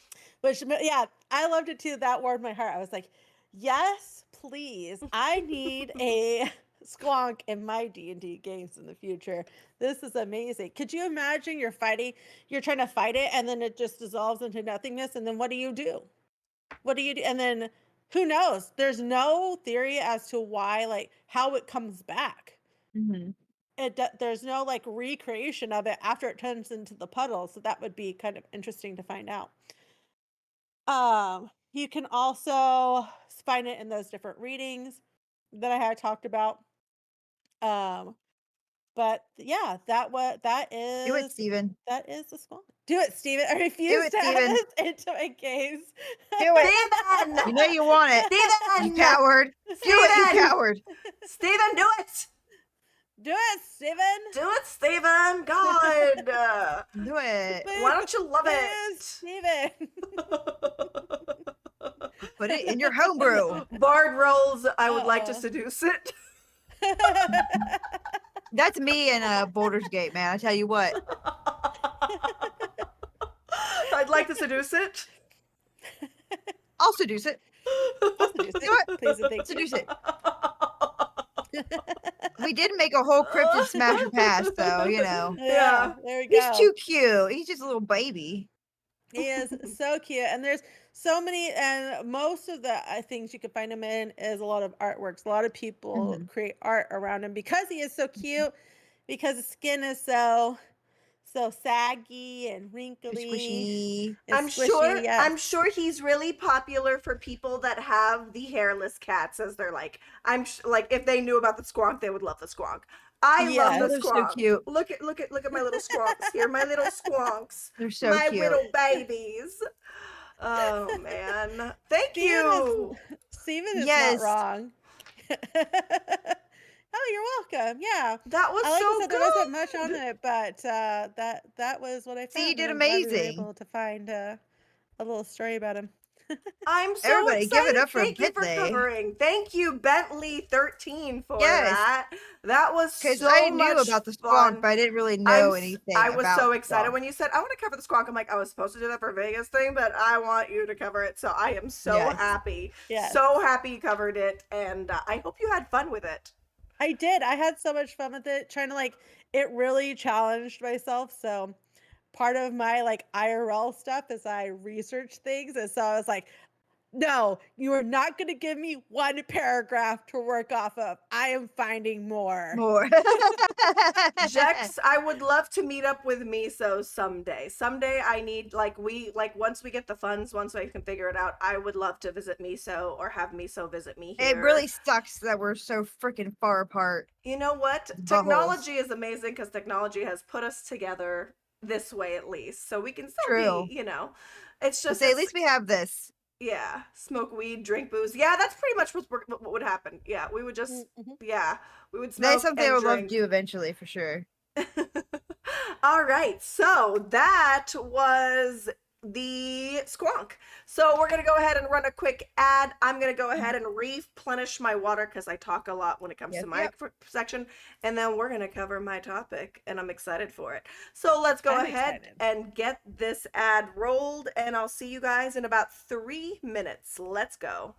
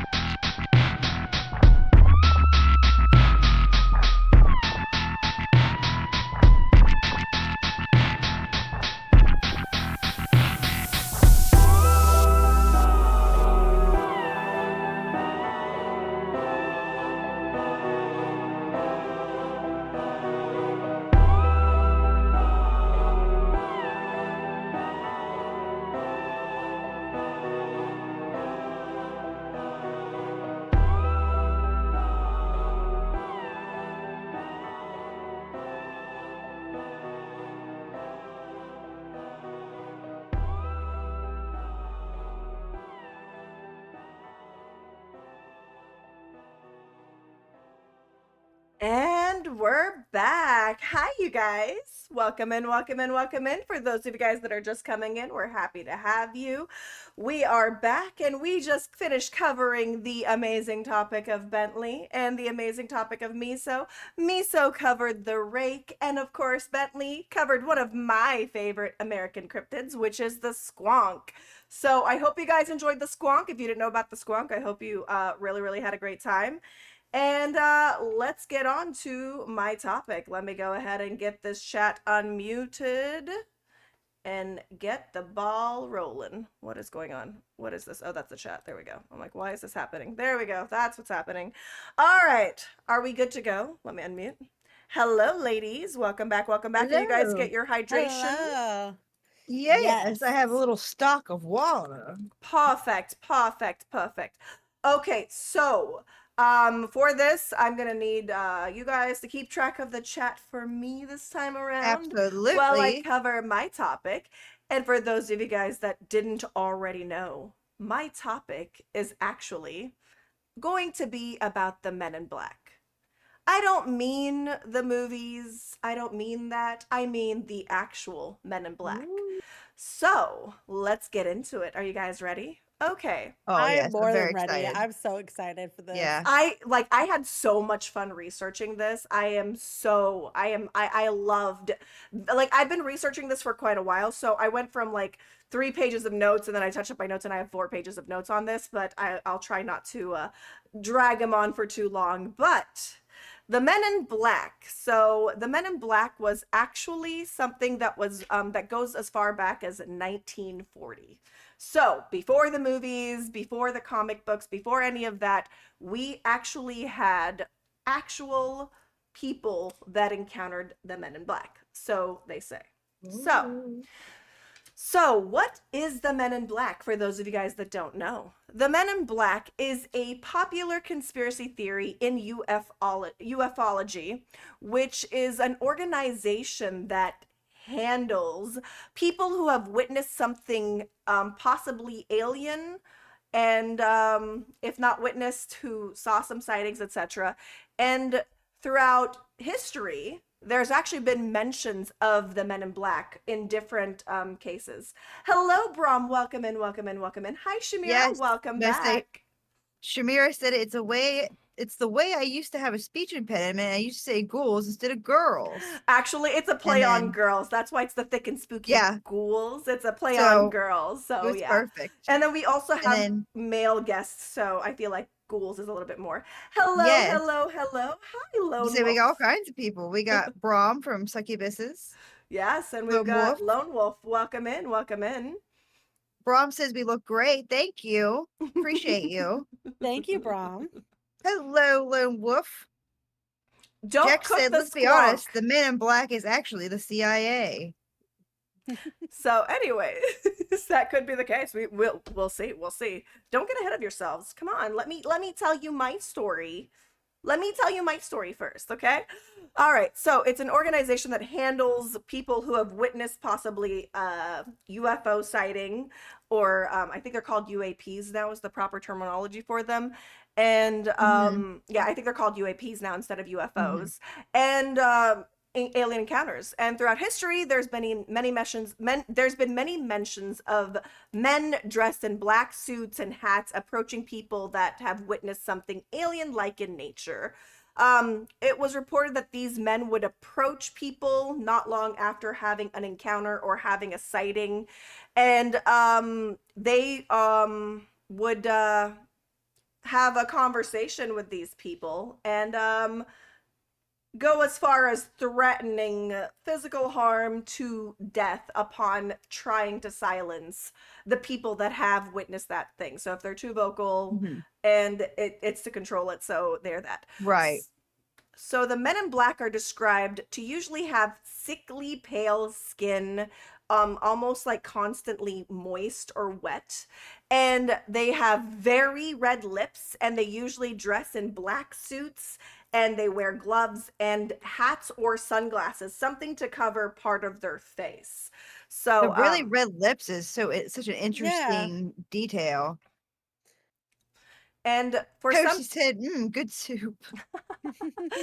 And he's talking about the squonk, by the way. He's The trying to eat the squawk Yeah. squonk. soup. Yep. Yeah. Sounds good. Is there any reason why, like, why are their lips particularly red? I've never heard that before. Um, they believe that, okay, we'll get to it. We'll get to it. We'll get Okay. to it. We'll Okay. get Okay. to it.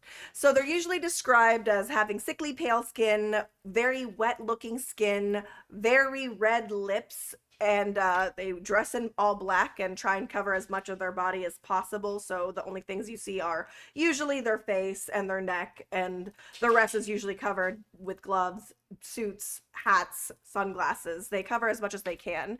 And and so they threaten people to stay quiet and even sometimes pay people money to relocate and never talk about their said experience. And some have even made some people go missing. So really, they really want to keep whatever these people are experiencing quiet. Also, Yes. Octavia said, "Red lips for the win, smash." So I guess he's smashing the Men in Black. He's Oh, smashing the Men in All of Black them. for sure. All of them. Like all of them. Don't need to change anything else about them. He's smashing them the way they are. And Corcher said, "The better to kiss you with, my dear." So actually, there's been reports of Men in Black sightings for over 75 years. And Wow. still to this day, Yeah. there are still people that report having encounters with the Men in Black. So you guys have heard me talk about the Men in Black before when I covered alien topics. So the Men in Black has come up in this channel before, and it's something that I've been wanting to cover since last year. But I just wanted to make sure I did it right. I wanted to do my research right. And I wanted to space out my alien topics, you know, a little further instead of having them all clumped into one. So I try and space out the alien topics for me and spread them out throughout the different episodes and try and cover more things as well, because it's not just a paranormal podcast. It's anything strange, unusual, paranormal, and unexplained. That's what this whole podcast is about. And so Absolutely. I will get to why they have red lips in the theories of the Men in Black, but for now I'm going to go and discuss the sightings. Actually, let me go ahead and show you guys a picture of the Men in Black. Ooh, yes. Like just like a general picture of what the Men in Black look like, which you guys can see over. Oh, let me fix this real quickly. Please hold. Please hold. I lost stuff. We're gonna go here. There we go. And let me go ahead over here. So this is like a sketch of what people claim the Men in Black look like. Some say that they're men in white, but usually it's men in black. So it's Okay. like I said, they are frequently covered. The only things that's usually exposed is their like mouth and neck area. And you guys know that the Men in Black movies, they wear black suits and black sunglasses and all that jazz. Bentley, why are you laughing, my love? Octavius. Octavia said that's not Will Smith. Does that change? Does that change your idea if you're gonna smash or not? Were you picturing just a bunch of Will Smiths with really red lips? Just, you know, You said waiting to smash. kiss? You already You said smash. smash. You already- yeah. Smash. You You locked can't it take in. it back. You already said smash, sir. Say it's too late, man. You have to smash them whether or not they're Will Smith. So, don't kink shame me. We all like kink and courage here. Sorry, Octavius. I wasn't trying to. I was just saying. It looked like a French dude. Really? What? He did it like his face got a little bit slimmer. He looked kind of more like an alien almost to me. Yeah, well, Like more alien features. yeah. So, people let's see. Ba-ba-da-bum. I'm sorry. I'm trying to keep up with my notes here. I'm trying to see when I cover something specifically. Ah, there we go. Okay, it's in the theories. So we'll get more into into it, but now we're going to discuss the sightings first. Okay. Or do you guys want to hear the theories and then the sightings? Would that be easier for you guys? Whatever's easy for you, my Whatever dear, you really. want to do, babe. All right. So We're locked in. let's go to the theories and then we'll go to the sightings afterwards. Lock in Okay. with smash. Faster than me. So the theories for the Men in Black is that the Men in Black is an United States government organization who handles UFO sightings and encounters. But another theory actually believes that the men in black themselves specifically are extraterrestrial entities placed on Earth to keep watch and help keep their existence a secret and handle any loose ends. Some reports say that they can sometimes kill witnesses, but I don't believe that, since there have been many who have defied them and lived a normal life. There's been some people Interesting. that have reported being approached by the men in black, being threatened by the men in black to not speak, that have spoken or done whatever they wanted, and the men in black didn't do anything about them. So I don't, but you know, I don't want to say that they won't. I'm just my personal belief is they Be probably don't. cautious. I'm just being Just cautious in case they I'm gonna do. say just be But cautious, for you me, I know? think I'd like I to believe that they wouldn't. Maybe don't piss them off just in case, you know? Yeah, I was gonna say maybe they make that threat and hope people will close their mouths, but then if somebody like reacts to it, right? They're like and say something, then if they're then they know the men in black probably exist and that Yep. is their cover. Well, And then some people, like, you know how they say the easiest way to hide something is to make it public, right? By making it seem plain sight. like by mocking people that do it, by making people Yep. that talk about them seem like they're crazy. So if Yeah. they can't hide it, they try and do things to make you be like, oh, it's just this person being crazy, it's fake, etc. So who So knows? Lone Wolf said the better description is Guys from Fringe, which is a TV show that was kind of gave me X Files. I didn't get to watch too much of it, but kind of gave X Files vibes. And then Octavius said this whole chat should be in awe. These ladies kick ass. Thank you all for doing this because he's a Thank you, sweet, Octavius. sweetie, sweetie. You're sweet. So, so they themselves are extraterrestrials that sometimes kill people. But there's people that have like not stayed silent, that have had lived their life normally. So who knows? Some of them are probably traumatized from encountering the Men in Black.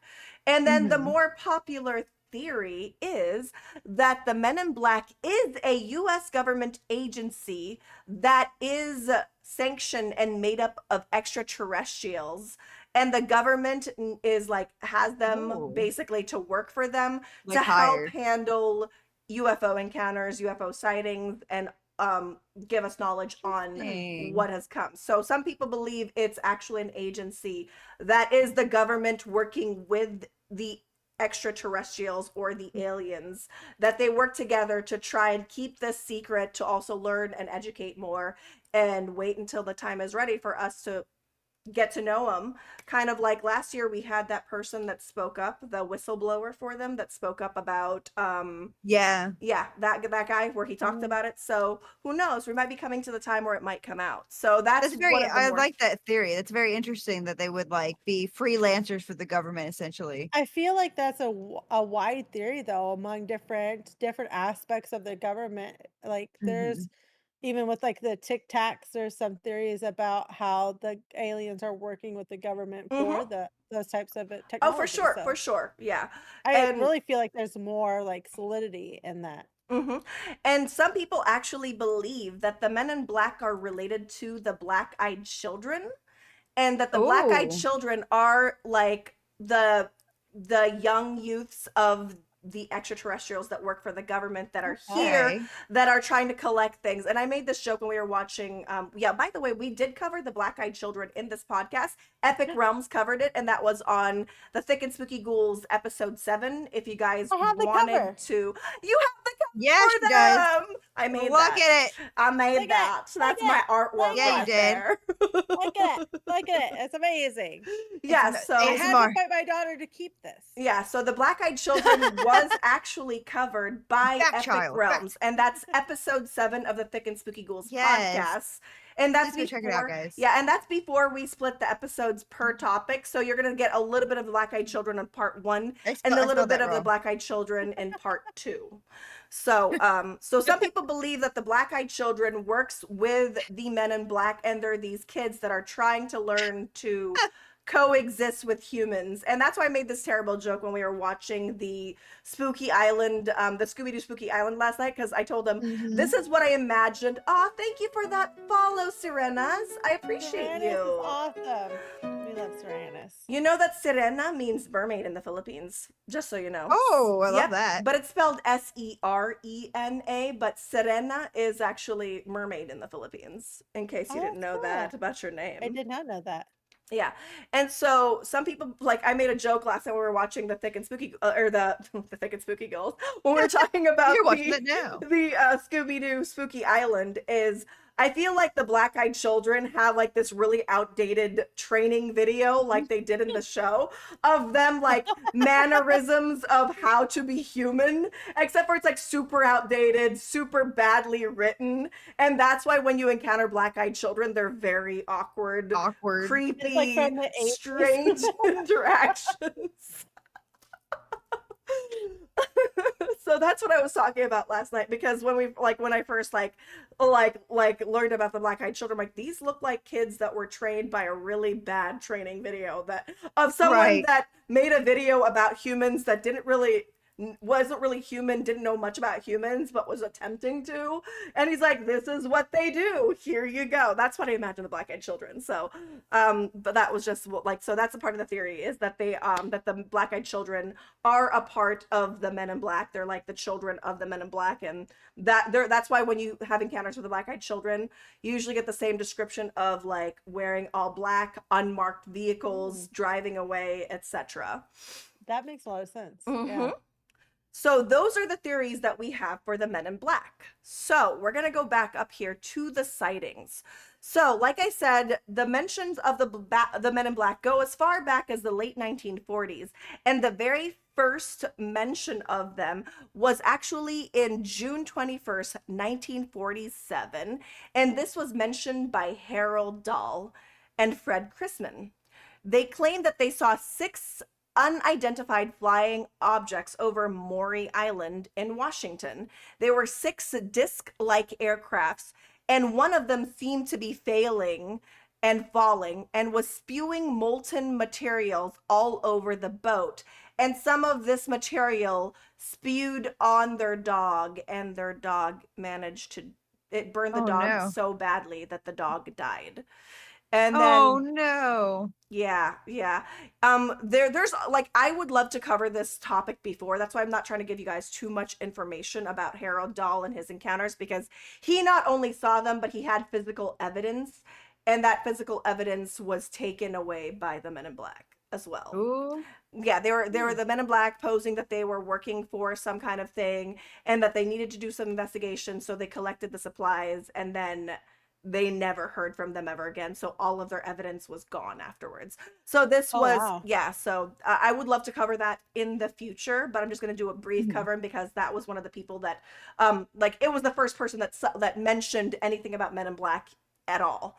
And then, so after this encounter, after his dog passed away from the disc, the failing disc, he claimed that the next day he was threatened by a man in black. He was told not to discuss the alleged sightings in Maury Island.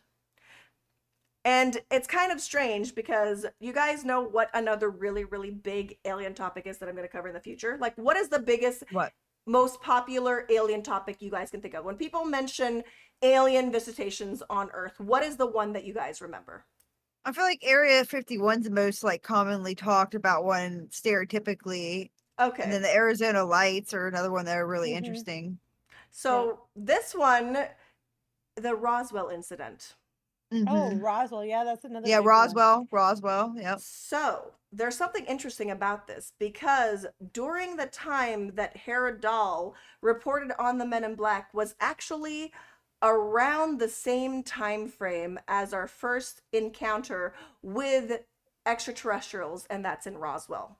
So Oh. yeah, so I do find it strange that there was no encounters for Men in Black during the Roswell incident, because I tried to find it, and then I realized that the dates were literally side by side of when the Roswell incident happened and when Dahl, like there's like a month apart. That's about it. So part of me is all like, maybe the Men in Black came here during the Roswell incident, or the aliens came here, the Roswell incident. Then they had like a discussion with the government and then created an agency.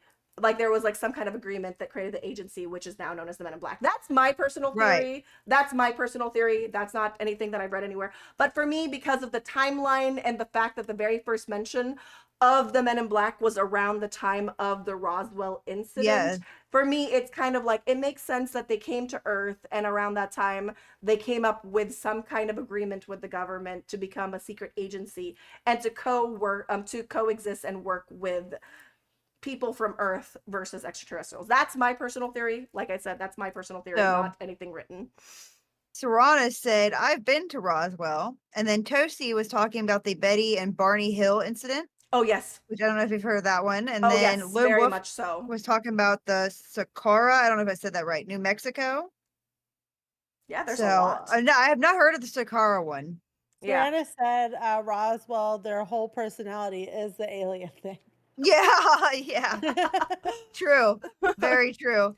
So the Roswell incident actually happened between June to July in 1947, and the incident of Harold Dahl seeing these flying discs happened in June 21st.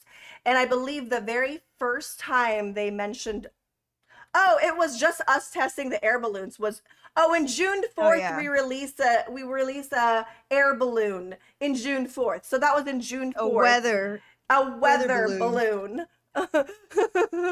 Always a weather balloon, maybe. And so around that time, that started in June 4th. And it kept on going from June 4th because there was a bunch that happened within that time. So June 4th until July. And then this incident of him seeing these 6 discs and one of them failing was in June 21st. And Harold Dahl, not only that, but he actually managed to see inside one of these ships too. Like I said, I don't want to get too into it. I don't want to get too into it. I'm sorry. I'm getting carried away with his case instead of the Men in Black. We're talking about the Men in Black, Daku. Come Men back in at some Black. point when we do Harold Men in Dahl. Black. Rewind. We got this. So I think that it's interesting that the very first mention of the Men in Black is around the time of the Roswell incident. Mhm. So for me, it's just like A little ooh, too coincidental. maybe, Yeah. maybe, because I A seriously little was too coincidental. right. So that's the very first mention. I'm not going to list every single case that mentions the Men in Black. I'm just going to mention a few of them. So that's one of the sightings for the Men in Black. Then another one happened in 1952, and this is by Albert K. Bender. He was the founder of the International Flying Saucers Bureau. And it was successful from 1952 to 1953 and shut down rather abruptly. So, the story behind it being shut down was Albert was visited in his home by 3 men in black suits, and he claimed that they only spoke to him telepathically.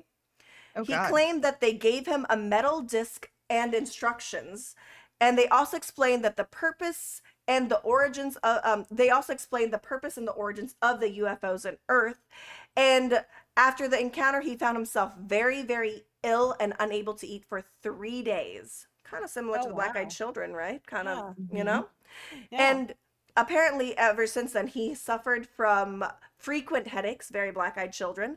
And after the visit, and in 1962, he published a nonfiction book called Flying Saucers and the Three Men, which is a book that discusses his experience, his club, and then what was said to him and what they expected from him. And he actually said that like he managed to go inside their ship and he had some kind of agreement with them, and that's like but then he wrote a book about it even though he was told to be quiet. So he was visited by the Men in Black, but he wasn't threatened by the Men in Black, but educated by the Men in Black in this time. So they didn't actually, Interesting. but his group was shut down. So I don't know why he shut down his group after this encounter, but maybe the Men in Black are like, the world's not ready for this. You need to shut it down. Yeah, it's Because I dangerous don't think, for society or something. because with how much experience he had with the Men in Black and how much he like learned from the Men in Black, I don't see it as a negative encounter. But I think that's the reason why it was shut down, was that he was told that the world wasn't ready for it quite yet. Maybe that's why. I'm not quite sure. So that was Albert K. Bender, and that was in 1952. And then a year later, or no, 10 years later, 1962, 10 years later, he then wrote a book about his experience. And if you guys wanted to look at that book, it's called Flying Saucers and Three Men. I forgot to get the cover. I was going to put the cover here, but I completely forgot to find the cover. Sorry, guys. Just look it up, okay? Flying Saucers and the Three Men by Albert K. Bender. I repeat. There you go. That's an easy one to remember at least. All right. Then in 1964, we've got Jim Templeton, a fireman from Carlisle who was out with an outing with his family, and he took about 3 photographs of his 5-year-old daughter. And upon getting the photos back from the development center Kodak, he realized that one of the pictures that he took of his daughter, there was what seemed to be a spaceman in the background of the daughter's picture. And Yeah. Kodak actually looked at this photograph because he's like, there was no one else there. It was just me, my wife, and my child. There was no one else there. I don't know where this person or this entity came from, but he showed up in one of 3 shots of his daughter. There was a photograph of a spaceman. And Kodak actually looked at the pictures and actually said that there was no evidence of any alterations Tampering. of this photograph. There was no Ooh. tampering, no Oh. nothing. So it's a photograph that he took, and there's no tampering. with this- explanation, there's yeah. nothing. And so he, after this very strange encounter, he actually ended up publishing the photograph of his daughter. And not long after publishing this photograph, Templeton claimed that he was approached by 2 men in black who claimed that they worked for the government but refused to show any kind of identification towards him. No badges, no IDs, nothing. But they claimed that they worked for the government. And he was asked by the men in black to take them to the location of where this photograph was taken. So the man guided them to the place that he took this photograph, and Templeton expressed that he actually never spoke to the figure, never met the figure, and he only found out about the figure based on the development of his photographs. After being questioned and unable to get the answers that they wanted, the men angrily drove off in a black unlicensed vehicle and was left there to walk home. Oh, that's Oh, rude. rude. Yeah. So let What me a go ahead. dick. I'll show you guys the photograph in question. What a So bunch of hold on. dicks. So this is the photograph in question right there. Let me share it to you guys as well. Please hold on. Oh yeah, I've seen this photo. Oh, it's a very popular photo. It's a very popular photo, and it's a photo of his 5-year-old daughter. And you can see the spaceman in the background of the daughter, kind of like. And they couldn't see him in person, I'm assuming. Like He said that there when was they took no the one photo? else there. He said there was no one Mhm. else there but him and his family, and it was just them. And so, like, they didn't even see this figure, but they managed to capture a picture that had this Right. figure appear in the background. So, Do you think it's that, or more? Some people might think it's a spirit, I suppose, as well. I don't know, but the fact that the Men in Black showed up, it's kind of like it's got to be alien of some origin if the Right. Men in Black get involved in it. That's true. I feel like as a person that has experienced spirits, that is not a picture of a spirit. That's more very of a detailed. physical entity, and maybe it just Mhm. moved so quickly Yeah. or Right. moved between planes so fast. That's really interesting. I've never seen this photo Maybe before. it has Oh. some kind of camouflage, that you can't see with the naked eye. You can only see it with Oh some yeah, kind of camera speed or something of that sort. right. Yeah. Interesting. So that's the photograph in question. Let me go ahead and close that up and get back to my obs. There we go. We're back. Obsies. So that one is the photograph for, where's my notes? And that's the photograph that was taken by Jim Templeton, and that is his daughter, and that is the photograph of and this photograph and this spaceman is actually known as the Solway Firth spaceman. Solway Firth spaceman is what he's called in this photograph. So let me go ahead and switch things It did around look like again. he had some sort of helmet on. Yeah, Something Yeah, on it his did. head. Like he couldn't breathe the like Yeah. atmosphere, the and so he atmosphere. had like a hmm Their version of a spacesuit or something. yeah. All right. Definitely looked like that's what he was wearing because there was a Mhm. difference between like it looked like the head and the Yeah, it body. definitely looked like something Mm-hmm. solid on the head for sure. All right, so that was in 1964. Now we're going to move on to 1967.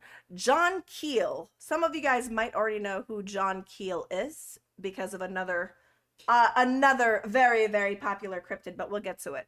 So John Keel is a journalist and a ufologist, and he coined the term Men in Black. And in an article in a men's magazine in 1967, he actually coined the term Men in Black for this organization. And he claimed that he had had several encounters with the Men in Black. He was actually the writer of the Mothman prophecies. Oh, Yep, it was written by Keel in 1975, and it is his account of the alleged sighting of the Mothman in Point Place. So that's how some people already know who John Keel is because of the hmm Mothman. Very, very popular cryptid. Oh yes. So, yeah, very, very popular.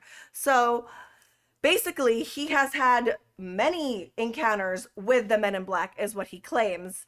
And Keel referred to the Men in Black as supernatural demons with dark skin. He's the first one I've seen describe them as dark skin instead of pale skin. And hmm exotic features. And the reason their lips were so red is because some people believe that if they are an alien organization, they're aliens trying to disguise themselves as human.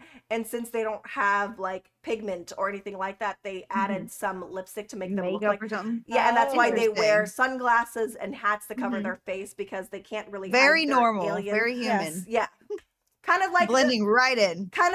black-eyed children. They're kind of like hmm oblivious to what a child is supposed to act like, Yeah. it's kind Yeah. of like that. I am So child. a lot of people say that the Men in Black, because they're aliens, they try and disguise their more alien like Themselves. nature Yeah. by trying to put on some more human like features on their face to make them more perceived more as human than actually alien. But yeah, so he mentions that the Men in Black are supernatural demons with dark skin and exotic features. And folklorist James R. Lewis seconds John Keel's view of the Men in Black. And he says it's more of a demon encounter rather than an alien in nature, more specifically Lucifer, and says that the Oh. encounters with the Men in Black is Damn. considered to be more psychological trauma than anything else. So these people Interesting. believe that instead of them being an alien entity, they believe they're a demon entity instead. So And I then, wonder if the psychological trauma is why, like, when they disobey the Men in Black, consequences don't necessarily happen, but maybe it's more like psychologically happening and not something at a physical level. Right. it could Yeah. be. And this one is from 1996. You guys know what happened in 1996? I discussed this topic.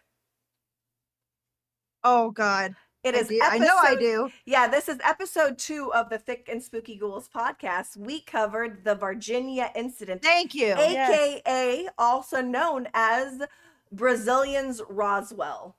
So You that's what guys it talked is. about like how people could not pronounce the name correctly Yep. in that Yeah. episode. Yep. So the Virginia incident was covered in episode 2 of this podcast. If you guys want to go back to that one, I did a lot of research on that. A lot of research on that.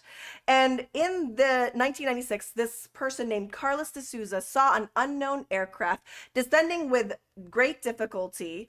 And so, seeing that this ship was slowly crashing, he drove to where the ship's crash site was because this specific person actually worked for an aircraft company. So he actually went to the crash, not thinking it was like an alien thing, but he thought it was like Like a a plane. government ship a government aircraft that was being tested.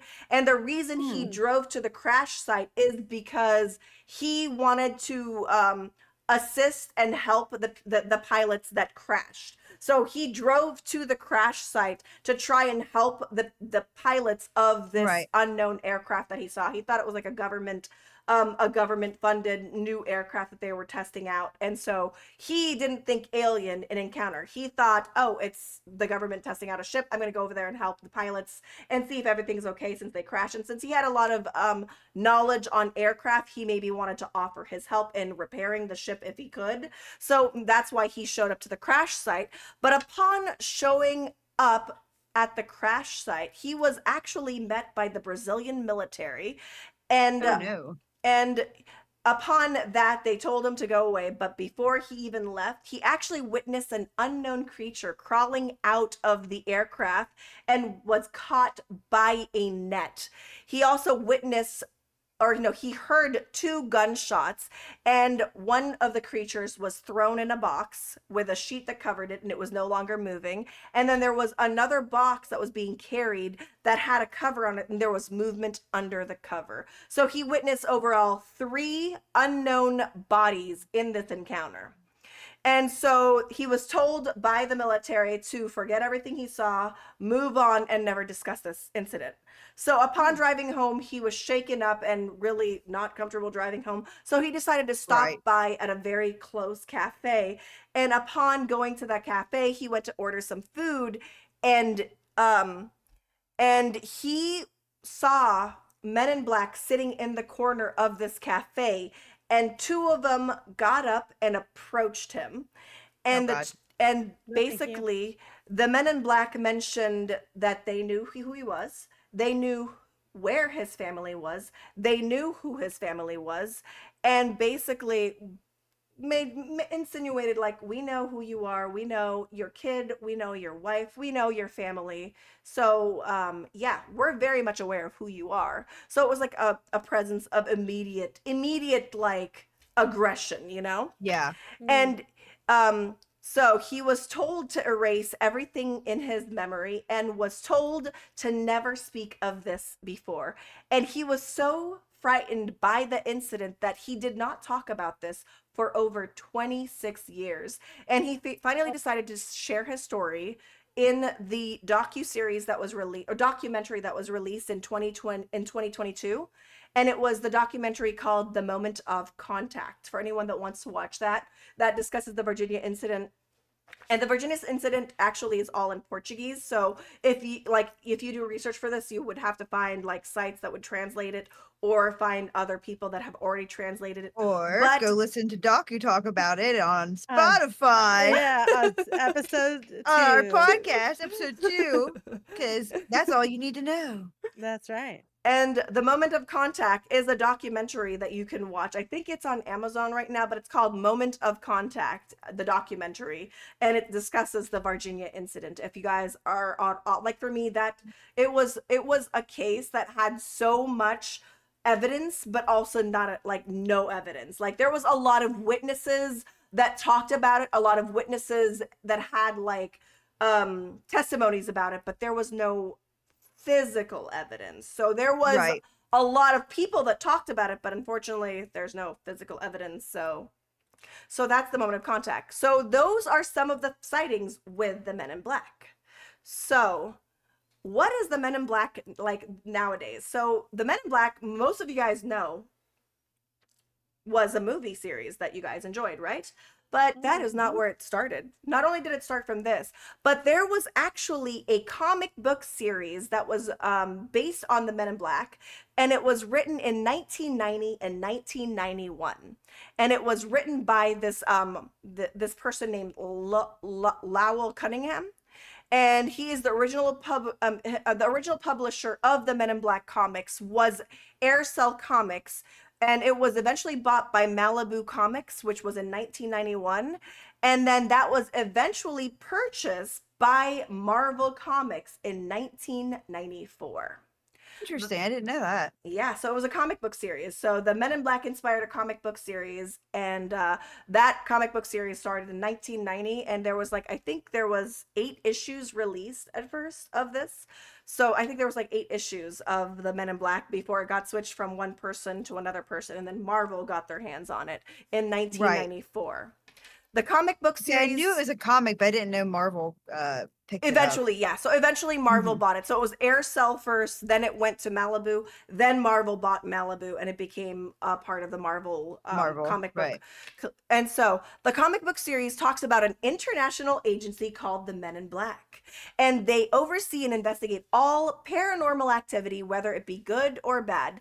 The comic book not only covers aliens, but the agency actually dealt with encounters with werewolves, vampires, demons, mutants, zombies, cryptids, legendary creatures, and other forms of paranormal and supernatural beings. So it wasn't just an alien thing. It was an agency that was funded by the government in the comic book series, but it didn't just cover aliens. It actually covered all things paranormal and supernatural. Right. And but the series did have characters specifically that were like recurring characters throughout the series, and that's characters Agent Z, Agent J, Agent K, and Agent X. Sounds familiar, right? Sounds really It does. It sure familiar. does. Yeah. And these people had to sever all ties with their former lives to work for the agency. The agency is able to use any means necessary, even death and destruction, to accomplish their mission and keeping everything silent and protected. And in 1997, the Marvel Comics actually released their own series of one-shots for the Men in Black, and they even rebooted the original comic books for the Men in Black comic series. So the original comic books were republished with Marvel. So the ones that were released by Aircel. So let me go ahead and show you guys the covers of this. All right, let me go ahead and switch over to the scene. There we go. We've got that picture. Let me go ahead and share the screen with my ladies over here. There we go. Okay, so where's my notes? I lost my notes. Oh my god, I lost my notes. Fuck. Found Okay. them. All right, so this was the original one by Aircel, and so this is what the cover looked like for the Men in Black, and you can Ooh. see that it Ooh, already had hello. Horny. Y'all It's got opposite spotted immediately. real My fast. favorite comic book so far. So I'm into it. So this was the original comic book, which is the Men in Black. So this is the comic book series started by Aircel. This is issue number 1. This was the cover for issue number 1. And like I said, they didn't just cover aliens. They covered all sorts of supernatural and paranormals on the Right. comic book series.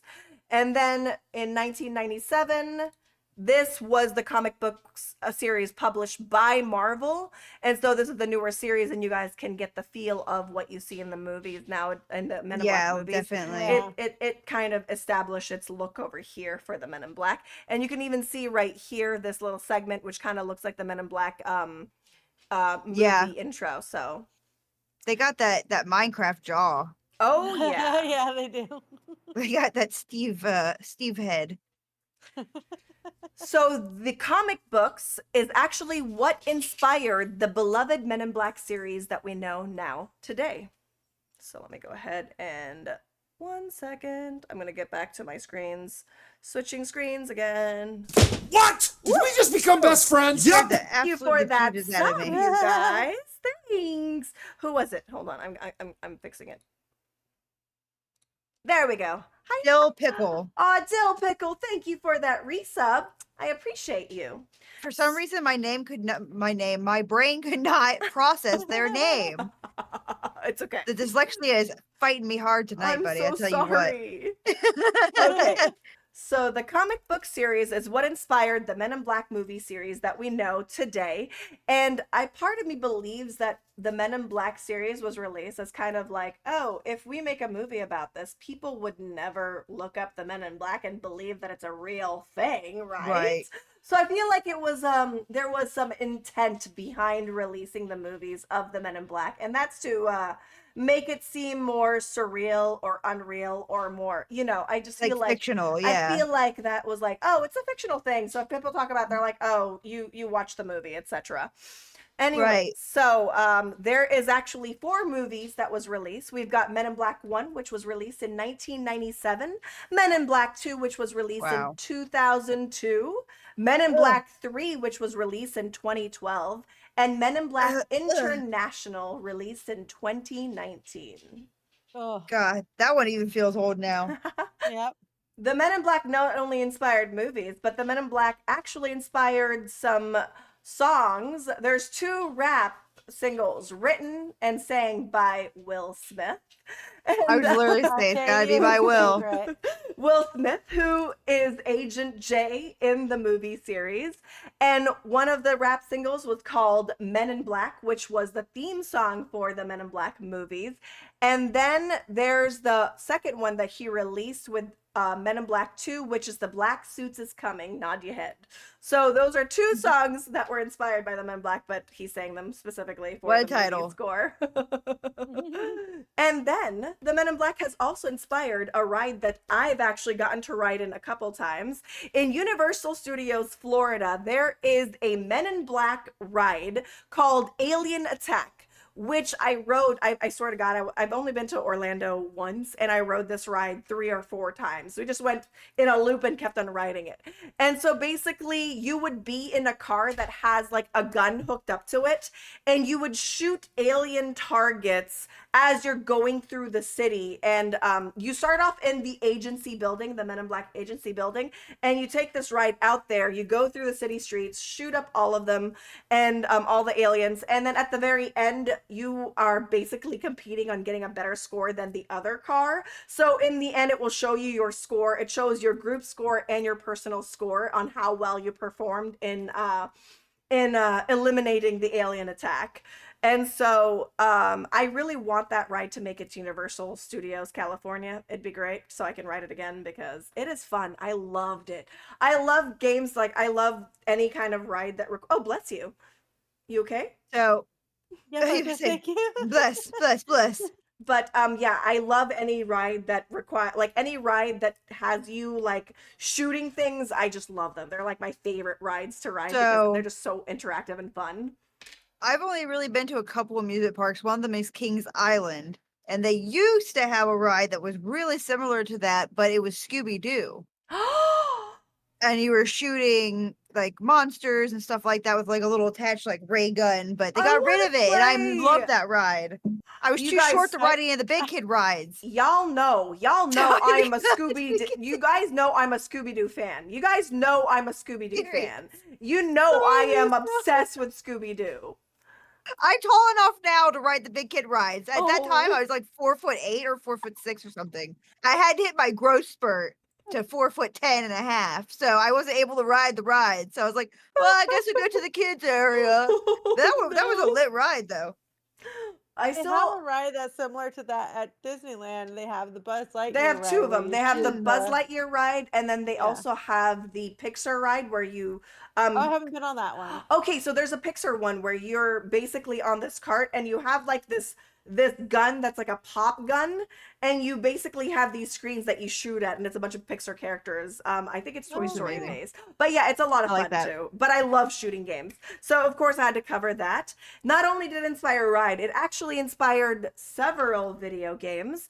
There was one release for PlayStation called Men in Black Crashdown, which was released in 2001, and then in 2002 there was another one released for the PlayStation 2 and the GameCube, but the GameCube was a late release in 2003. And that one was called Men in Black 2 Alien Escape. And then this around Men in Black 3, Activision released a shooter game called Men in Black Alien Crisis, which was released for the PlayStation 3, the Wii, and Xbox 360. So there I are never several heard of that games one. that are a Men in Black series. Mhm. And then one of my favorite things is in 2015, Air New Zealand released a safety video, which was Men in Black themed, which also featured the All Blacks rugby team. And it also showed Rip Thorne and Zed in this video. So it's like a safety video on the plane, but it had the Men in Black crew. So it had Frank the Pug, Zed, I love and that. Rip Thorne, and then it also had the All Blacks rugby team. Yeah, so that also happened in 2015. That's not that far away, so it's crazy. And that's the Men in Black. Amazing. I had so Fritz much fun said with this. that it's still a thing, but it's not Scooby Doo anymore. And then she said, "Yeah, the Men in Black games were so much fun, but so hard." Yeah, but And that's you the did Men in amazing. Black. I hope you guys enjoyed there was a There cartoon show? was. Maybe. I I'm have to pretty look sure it there up. Yeah, was. I I think there never watched was. I never got to Mhm. watch the cartoon. I never even heard of the cartoon. My research didn't Did even you pull up the guys cartoon. ever? I want to say it was Burger King or McDonald's had Men in Black toys, and one of Oh, them was like a goopy, like I don't know how to explain it. They were weird. I have But they were I have awesome. something else in the Ghoulish Bites segment for this podcast that's Men in Ooh, Black related. So I that's think it was it. called Men in Black, the animated I'll series. have to look it up. Yeah. that I'll probably watch it tonight. But I hope you guys enjoyed the Men in Black. I hope you guys that was enjoyed that topic. awesome. I had so much fun researching it. I've been wanting to cover them for so long, and I'm so freaking happy I finally got to cover it. I hope I Go did it flip. justice. I hope you guys learned something new and amazing about it. And I really, really enjoyed it. So, with that being said, before we move on to the Ghoulish Bites, because we don't know if we're gonna be able to keep our beautiful Bentley, let's go ahead and do You have our me for as long as you need. okay, Yeah, perfect. Then we'll do our outro later after the Ghoulish Bites. sounds good to me. All right. Yes. So we're gonna go ahead and I move on. remember my line. You do.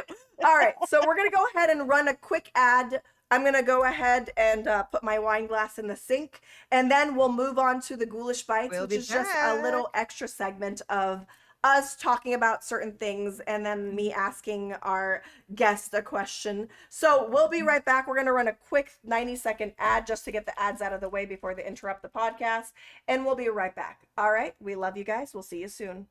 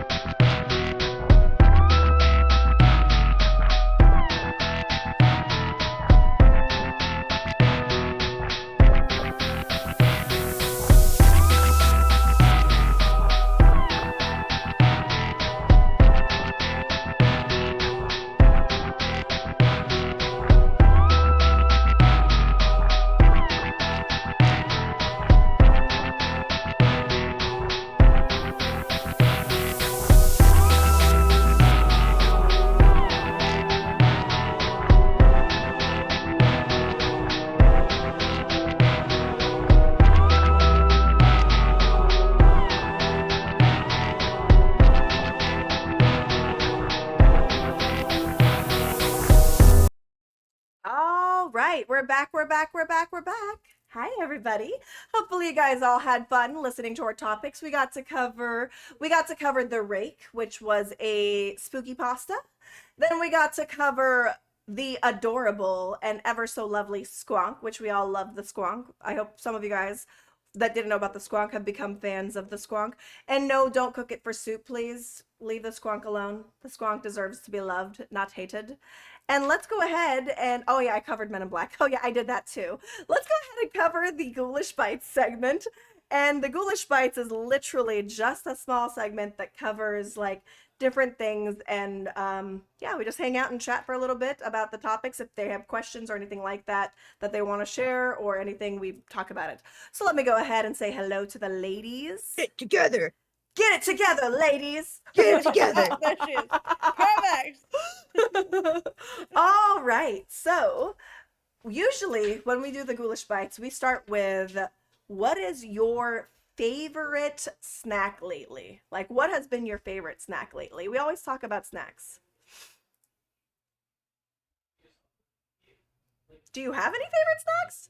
For me, I've been really partaking in. I know that last time I was doing cucumber fish sauce and tahine, but lately I don't know what it is, but I've just been craving like tiny chocolate muffins. You know, I just love tiny chocolate muffins, and that's what I've been Oh craving yeah. lately. Bentley, if you're talking, we can't hear you, muted, my baby. beautiful I love. did. But say I I was, did. I mute there it myself is. because I was making some weird sounds. It's fine. There you are. I was just. It's fine. I was like, I think she's saying something. She's trying to No, communicate. just noises. I communicate the sounds that my mouth makes when I'm eating a snack. So, you guys know my stomach's been fucked lately. Actually, Bentley, you go first because you're our beautiful guest. What's your favorite snacks? That's okay. What are you eating I lately? just ran out of them, but they're called they're called nut bars. I can say that with a serious face and not Yeah, laugh. sure you can. Are they nutsy? Are they are. I bet nutty? they're They are nutty. really Are they naughty, sticky? nutty. She They loves a good are. nut. They are. I do love a good nut. They are sticky We and gotta get it out. salty We gotta and get it out. nutty. It's so great. It's like a I don't know. I cannot remember what the sticky part is, but like on the outside, it's just all nuts, and it's so good. I bought a whole box of nuts to put in my mouth. of nut. Just a whole Yeah, box of yeah, nut. just a whole Sarah box of says, nuts. Bardy's nuts.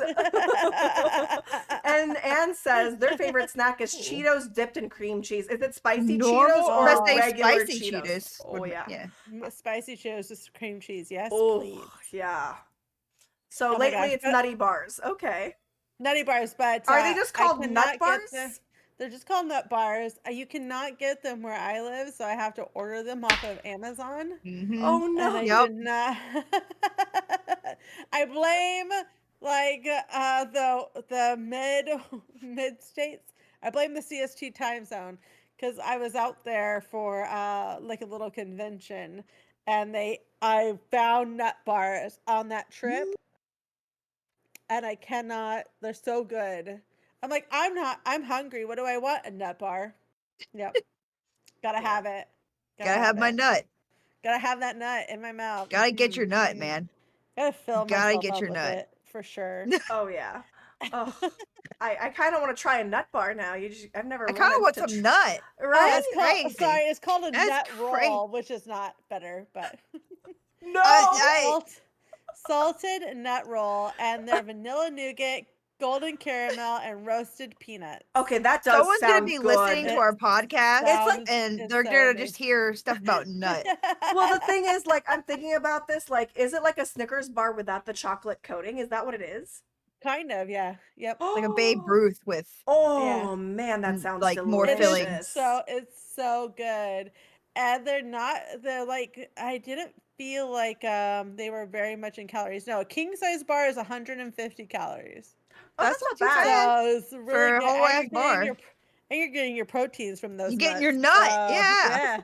Yeah. God, you get enough protein from your nut, I gotta fill up on my especially with a protein, whole I'll tell box you. of A nut. whole box of nut. You're gonna Yep. get plenty of protein, And then no doubt lately, about it. to my beautiful miso, I know that it's been hard for you. So like, I know Say your food has diet's not been my friend, but Well, I do have one actually, surprisingly. So we found, once I started feeling better, we found this little Japanese market near us. Super Ooh. cute mom and pop shop. And they make their own onigiri, which has been fucking Oh delicious. my god, I want onigiri so bad Oh, right now. Oh and my god. they only charge $1.50 a pop, and they give us some for free because they're super cute and I love them. And they also have these like rice candies. They kind of like remind me of mochi candy, but they don't have to be refrigerated, and but they're really soft with like marshmallow and fruit inside. Yes. Outside, Oh. like this Mhm. jelly, gummy, like soft. Ooh, the texture. So it reminds me of what I thought a Turkish delight was gonna be when I watched that son of a bitch from The Lion, the It Witch, and the lied to me. Wardrobe Okay, sell out his fucking that family. oh my god, that kid made me so mad because I was all like, I really want a Turkish delight because he made it look so good. I Yes, tried it and I'm just like, disgusting. Heh, heh. no, I spit on him. no. Heh, Bleh. Their little heh. candy thingies are so good. Oh, Yes, Brit's Brit got to gotten that try too. one. Damn it, I'm jealous. Brit's Hello, got to Mama try got one. a They're very game. good. They're so I'm goddamn so delightful. jealous. And they have them in like different flavors. I love the mango is my favorite so far, but they had it in like chocolate, blueberry, melon, and something else. They also have a You're Japanese cheesecake, which I can't try to wait to yeah. try. You better send me a picture of this so I can find it in my Asian market. And then Oh, I Mama got a will. game says the lion, the witch, and the audacity of this bitch. The audacity of that little bitch. 'Cause I was like, that Serena looks said you had a delightful. bad. Serena said you had a bad Turkish delight then. So are It they was good? Okay, I got I didn't think mine. they were good. Okay, I got mine from a grocery store, like Yeah, an me too. international grocery store. So I Mhm. don't know how fresh the one that I got is, but I will have to say I was very, very disappointed, Sirenas. I Disappointed. am Very so disappointed. What the disappointed. hell? Uh I the got mine from a Jungle Gyms. Redneck says talking about snacks, I see, but y'all are the Ah, snacks. no, you're I a laugh snack. because I haven't heard of Jungle Gyms, but I was like, you just got them off a playground. What? Is there a You candy never called Jungle Gyms? No, it's the place where I got my where Okay. I tried a Turkish delight. Oh god, I'm so sorry. Yeah, for me, I like that kid made it look so good, and now I'm just like, oh, Mm-mm. I'm But so mad at that child. they have like a powdered sugar outside of them too. But it's very light and they're like not overly sweet. And I don't usually like marshmallow outside of like s'mores, but it's so like light. I can't even explain it. I wish I could ship it to you because I feel like it would melt, but Probably would. because California, but that should be spicy, melty. Okay, so yeah, so that's what you've been. At least you found something. So does your But yeah, onigiri have filling? Does it have like a meat filling, yes. or is it just rice and So seaweed? What's in your oh, it's been so onigiri? good. We go there after work a lot because Volker loves it too. Mm-hmm. They've had tuna, which is Oh, delightful, that's salmon, oh my god. Oh. this like ground beef that's sweet and really good. Oh. And then they had one that was gross. It was plum. It was so bad. It was so gross. And that's not on them though. It was just it's the plum's fault. It was hot plum. They're warm. So it's like hot plum and it was Oh, very sour. And I usually like that does plum. not sound good. Like in a plum. Like I like plums, but like that was Oh uh, no. Warm, I was hot like, oh, plum does it's not sound probably good like a for the mouth. dessert. I was like, it's the only one I've not liked so far. I was surprised with how good the ground beef was. So, Oh. because I was like, ground beef, that's weird, but it I, wasn't I'm weird. It was I'm a fan delightful. of tuna onigiri or salmon onigiri, but Oh, tuna the salmon onigiri is one my is my favorite. favorite. Yeah, tuna The is my salmon. favorite. I love onigiri. I'm so jealous. Get I some want soy sauce onigiri. on there. Okay, so you know what else inspired that Men in Black inspired? This one I actually was excited that because I remember doing this, but during Men in Black 3 when they released it, Baskin Robbins actually release special edition ice cream flavors that were Men in Black themed. And I was so excited because I remember these, but I don't remember the flavors. So I'm all like, oh my God, I need to find these flavors. So I did some research and I was actually surprised that there was quite a bit of, like a lot of information about these ice creams that were released, I think in 2012, 2013. All I know is I went there and I had some. So there were actually different flavors that were Men in Black inspired. One of them was called the Pink Surprise Cake, which was a triple layer ice cream cake, which was made of Oreo cookies and cream and was like an it was like an ice cream sandwich between 2 layers of deviled food cake and Oh, topped with pink frosting roses. oh, that sounds Ooh. Okay. delightful. Oh yeah, so that's one of the flavors that Baskin Robbins released that was inspired for the Men in Black. The other one is the Lunar Cheesecake, which was actually an old flavor that they released back in 1969 upon the first space flight to land on the moon. So they made an ice cream flavor back then to celebrate the land on the like us landing on the moon, and it was called the Lunar Cheesecake. And basically it was like a cheesecake ice cream. It didn't give me very much descriptions on that one, but it just That said that also it was, sounds delightful. yeah, it was from 1969 and they brought it back, and apparently it had like chunks of cheesecake on it or something like that, like little like cheesecakes in this ice cream. So the Lunar Cheesecake was re-released because of the Men in Black series, and it was a part of the Men in Black special edition flavors. Then they had the Lunar Lander, which was a sundae, and it had lunar cheesecake on it, lunar cheesecake ice cream topped with marshmallows, cake pieces, graham crackers, caramel sauce, whipped cream, and it was topped with a cherry. I'm like Goddamn. salivating right now. Let's And- say I want ice cream. Yes, and then they released Ooh. another sundae called Agent 31, and it was a chocolate fudge ice cream, moist brownie pieces, hot fudge chocolate sprinkles, whipped cream, and it was also topped with a cherry. So one was like cheesecake flavored, the other one was chocolate flavored. So it was like 2 sundaes, one was specifically cheesecake, one is specifically chocolate. So it was like chocolatey or not chocolatey. And then they released the Cappuccino Blast, which is a triple mocha frozen drink, and it combined a cappuccino based ice cream. It had milk, chocolate ice cream, chocolate syrup, and it was blended together, and then it was topped with whipped cream and chocolate drizzle. So Oh, that all sounds so for the delightful. ghoulish bites, I'm all like, I have to, like, they have like a whole ice cream series that they released because of the Men in Black. So I was You gotta I talk about the ice cream. yeah, I remember trying the Lunar Cheesecake was one of the ones that I tried, and then the Cappuccino Blast. That's the ones that I tried. And then it was like it was that, and then a few months, like a year, like I don't remember, but they also released the Stranger Things limited edition ice creams. And so they had like this era where they were just releasing Limited ice cream edition ice creams. flavors Yeah. based on a movie that sponsored them or that they sponsored or something along those lines. But I just thought it was really, really cool because I remember this ice cream, and from what I learned about the Men in Black and how they started to like how much they've actually like been of like how much they've affected our media, our social media, how they've Right. affected like pop culture. I'm just like, oh my God, this is absolutely amazing. So, Serenas.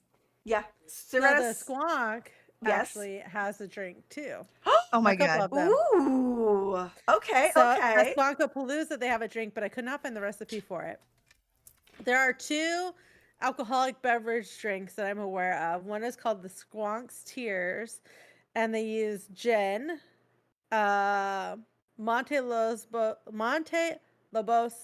Espanda. I hope I'm saying that right.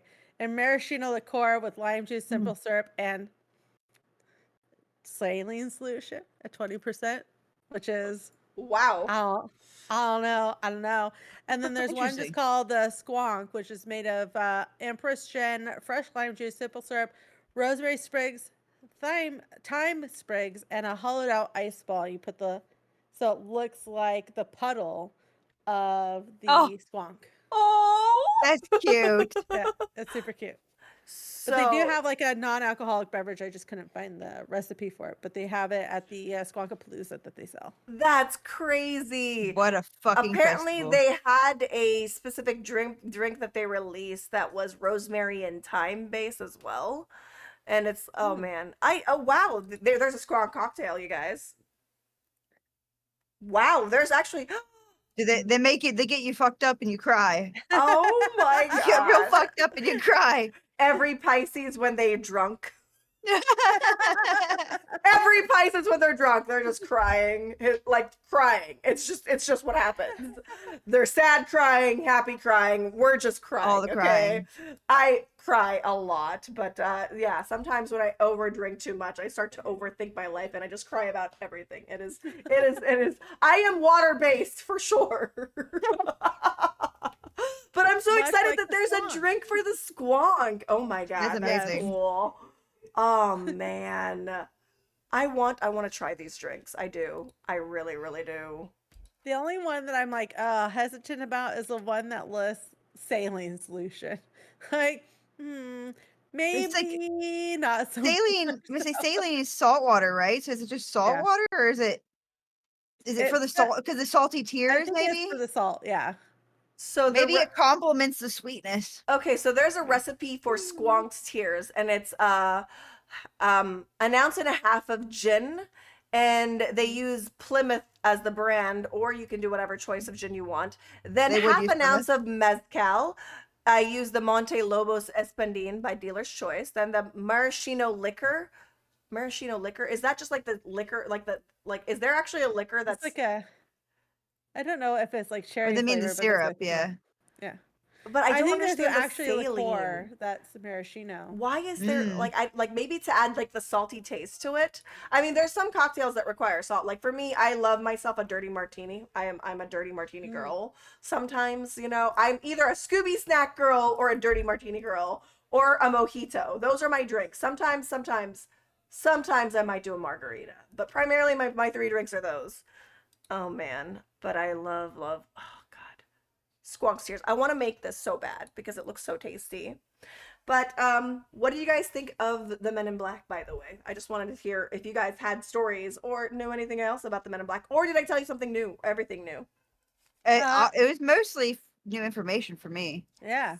Yeah, a lot of my experience has been mostly the mainstream media stuff. I did see some, there's like some Men in Black that they touch on the like X Files and things like that. And Mm-hmm. so, Mm-hmm.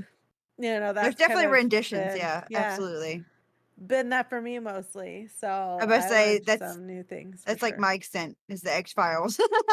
Now, I Um, had heard this story about the one from Roswell where he like saw hmm the plane, or the guy that saw the plane and like ran Maury over to Island. like Maury Island, yeah. Ran I've over heard to that like one. help them because he thought it was a government plane Mm-hmm. and saw Mm-hmm. that. And so I had heard that story before, but I hadn't heard the That other was new for ones. me for sure. Yeah, I definitely, like I said, this was like the funnest topic. Like I've been like this topic was a lot of fun. The yokai episode was so much fun, and the lake Yeah. monsters episode. That like there's just something about researching them that I was just like consumed because I had so much fun. Versus, I don't know, like I love all the topics I've researched. If you guys can't tell with how much I talk about them, I love them all. Yeah. But like I was just so excited to talk about this and share it with you guys because I'm like the Men in Black are so cool. They're so unsettling. It's Yeah. very creepy to think that there's not only an organization, or there could be like an organization that works with our government that is even like human, I guess. Yeah, It would be interesting to dive into some of the other things Hmm that the organization outside the Men in Black that works with the government to hmm dive into some of those topics. That would be kind of cool, I think. I personally don't like the rake. I don't like the rake. I no thank you. I unsubscribe the rake. I unsubscribe. I will pass on the smash and pass. I will pass. Pass. They I are don't a like the fucking rake. nightmare. So I'm thinking, I'd be smashing a lot of them cryptids, but I think I'm passing on that one too, I buddy. don't know. Show me what you can do with them fingers. Ugh. There's claws at the end of those fingers, They're so sharp. baby. They're so sharp. Yeah, I don't want you to get torn up from the inside. That just sounds scary. Oh Oh, god. They're Oh long enough god. to where Oh it could be god. half folded, though. I'm just saying. Don't like it. Don't like it. Don't like it. Nope. I don't like them. And of course, I loved the squonk. I know Mhm. that you were nervous about this, but after you did yours, it was pretty easy, right? Yeah. And I'm really Yeah, it's excited. pretty easy. I'm really excited that this has actually exposed you to the squonk because, like I said, it is such a He's such a fun cutie. Such a cryptid. goofy I little love bastard. Yeah, him such so a, as damn soon as much. I literally was like cryptids, like typed in, that was it, and the squonk appeared, and I was like, Look at give me him. it, give me it, Sassy. give me that squonk, give me And it. every one of us has a squonk inside of us. Every Mhm. single one Right of here. us. We have our We do. squonk moments. We have our squonk moments, and I think that's why I love it so much because I can identify so much with how it Mhm. feels. I was surprised about the fact that they make people around them sad. I did not know that Yeah, I about the didn't. squonks. Yeah. So I was kind Yeah, I of sad. found And a I'm few like, let me instances love of you, that. you bitch. Yeah. Just let And me love you. God. I really like the story of the little worm. And I think we can all Yes. be each other's little worms. Yes, that was my favorite story. I really dug deep and tried to find something that wasn't like, oh, this is just this ugly thing that cries all the time. I was like, there has to be more. And so I ended up finding that one. It was a little bit of a deep dive to find it, but it was a cute little story. And I was like, I really want to share this one. This one is really Oh good. my god. So, yeah, the squonk is a great cryptid. I am so glad that you got to cover that and learn about the squonk, and hopefully it's become a lot of other people's favorite cryptids as well, especially for those that identify as a squonk. Sometimes I feel ya, I Yes. feel ya, I Little feel bit. ya. We're all a little squonky. Like, yeah, it's a powerful cryptid in that sense that it is so realistic. Can my squonk play with your squonk? Yes, we'll let our squonks play together. But I have a little worm. My little worm is Miso, because I get messages Doss. of positivity from her every single day. So I already have a little worm on here. Like, Miso Yeah, baby. is my little worm. Everybody deserves a little I love to worm. be your little worm. You're my worm to my squonk. I'd be a little worm. Aw. Okay, I'd be that's it. wiggly. I need to make a t-shirt that has a worm and squonk. Like, I need to make a thick and spooky That would ghouls. be I need to make adorable. a thick and Yes. spooky ghouls. Hey, TM, copyright, our idea, already claimed, it's ours. No one can take it. It is ours. It's ours. Anyways, we're gonna make a thick and spooky ghouls design t-shirt that's gonna be like, you're the worm to my squonk. It's gonna be cute. I love that. That'll be Claimed cute. already. It's ours. It's ours. No one else can take it. It's Merch, ours. merch. Merch, Thick and Spooky Ghouls, merch, trademark, copyright, whatever. It's ours. It's our concept. You guys can't use it. You can't steal it. Not allowed. I claimed Serena it. said, as a Virginian, West Virginia got all the best cryptids in the divorce. It's true. I'm sorry. It's true. You ain't lying. Oh, the Yeah, they got Mothman. Mothman, The so Mothman Yep. is really, really, that's hard really to beat. popular. The Mothman has a festival, for Christ's sake. I did Yeah. not know about Squonkapalooza, and now I really, really want to go to Yes, Squonkapalooza. they do have a little Squonkapalooza, and it was a little cute festival that I got to like. There was I got to see a little bit because someone recorded themselves at Squonkapalooza, That's and so amazing. I'm so it was pretty neat. jealous. They sell squonk tears, which is like an actual tear, uh, like a uh, like a uh, like a figurine of a tear. I was like, what is I that love that. word? Are you going to Think are you so. gonna like knit or crochet? Like, are you gonna like knit or crochet a teardrop squonk? Or are you gonna make a squonk? Are you I gonna make a squonk plushie? I would love to would love know. that. If I had the I skill, I would have to elicit Lyric Lost's help to crochet a squonk. Well, say for me, Lyric is the one that crocheted the boobies, right? Yeah, Lyric crocheted the Hmm. boobies and little peen and oh, the vagina and the did you get the uterus. pattern for little peen from Lyric, or was that your She pattern? made it. I She don't. I made Oh, them, just made yeah. that's these. amazing. Everybody else made these for me. Lyric and Secret Window Boutique made these. All these for me. I am not that talented yet. Who Yeah, I made don't have who any made artistic talent. who made the booba that Octavius Lyric, hugs? Lyric did. Yeah. Oh my same god. person. I see Yes. that on the stream all the time and I'm like, oh my god, Oct. And she's going to make me a little mini set to go with my parts. I love that. Actually, today, actually, a lot of people are surprised. I have a specific highlighter, and whenever I'm feeling really, really down or something, I use this specific highlighter, and it's I'll just show you guys. Hold on, I'll be right back. I'll Okay. be right back. I I'm gonna need to see Uh, this. I'm gonna show you guys. Okay. Oh God. What Okay. kind of highlighter is this? I'm wearing it today. Okay. So hold on. Oh, a high. Why did I think she was talking about a fucking pen? I thought so too. What is wrong with my brain? We all have Wood Booger, Fairfax Bunny Man, and the Wampus Cat. Oh, the Wampus! I love the Wampus cat's kind of Wampus. cool, but say Okay, I don't really so know much about the other ones. whenever I'm feeling down, it's been a rough week for me. You guys know that I had to put my cat down this week, and Mhm. it was a hard Wednesday. Anyways, so I've been using this highlighter because it's an empowering highlighter. This is not sponsored or anything like that. I just think it's the greatest highlighter ever. And so it's called Divine V.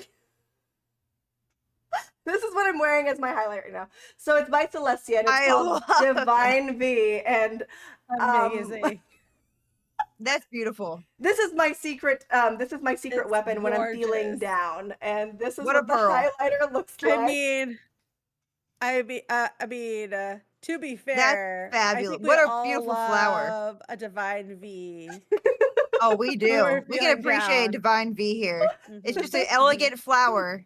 Yes, It's just a very pretty flower. It's just a It's just a very pretty pretty flower. flower. it's But such a beautiful flower. The best but flower. I would I like the nectar from that flower. I Thank you. love That's this highlighter. You guys, It's very pretty. there's some wear and tear on it because I use it, but this is Well, you use it, yeah. this is my Isn't that the worst part? Don't they always have a little wear and tear? at That's some right. point? this is my depression highlighter. Okay, when I'm feeling down and need an extra boost, this is what I She use. goes to the V. I goes go to to the the V. V. There. What does it taste like?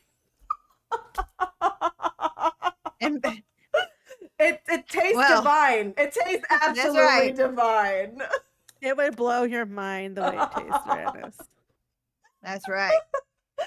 And it's by Celestia, and not C, but S, but it's Celestia Beauty, and it's called Divine V. For anyone that wants a little extra boost and wants a highlighter that gives them that extra empowerment, this is my recommended. But like I said, Do it's you not need to sponsored. be empowered? Try the Divine V. V. Divine V. Everybody knows it's the most empowering thing. God damn it. And honestly, the worst part about getting such cute makeup, because I love, me and Doctor have talked about this. We have somehow have the same indie brand makeup, even though we live so far away. Like, it's weird because I got the same eyeshadow Yeah. palette, which is The a exact very same one. indie brand, very UK brand. like Yeah. it's a UK brand, very quiet, very indie. And like when me and her started talking, our very, very first podcast Jolie. episode,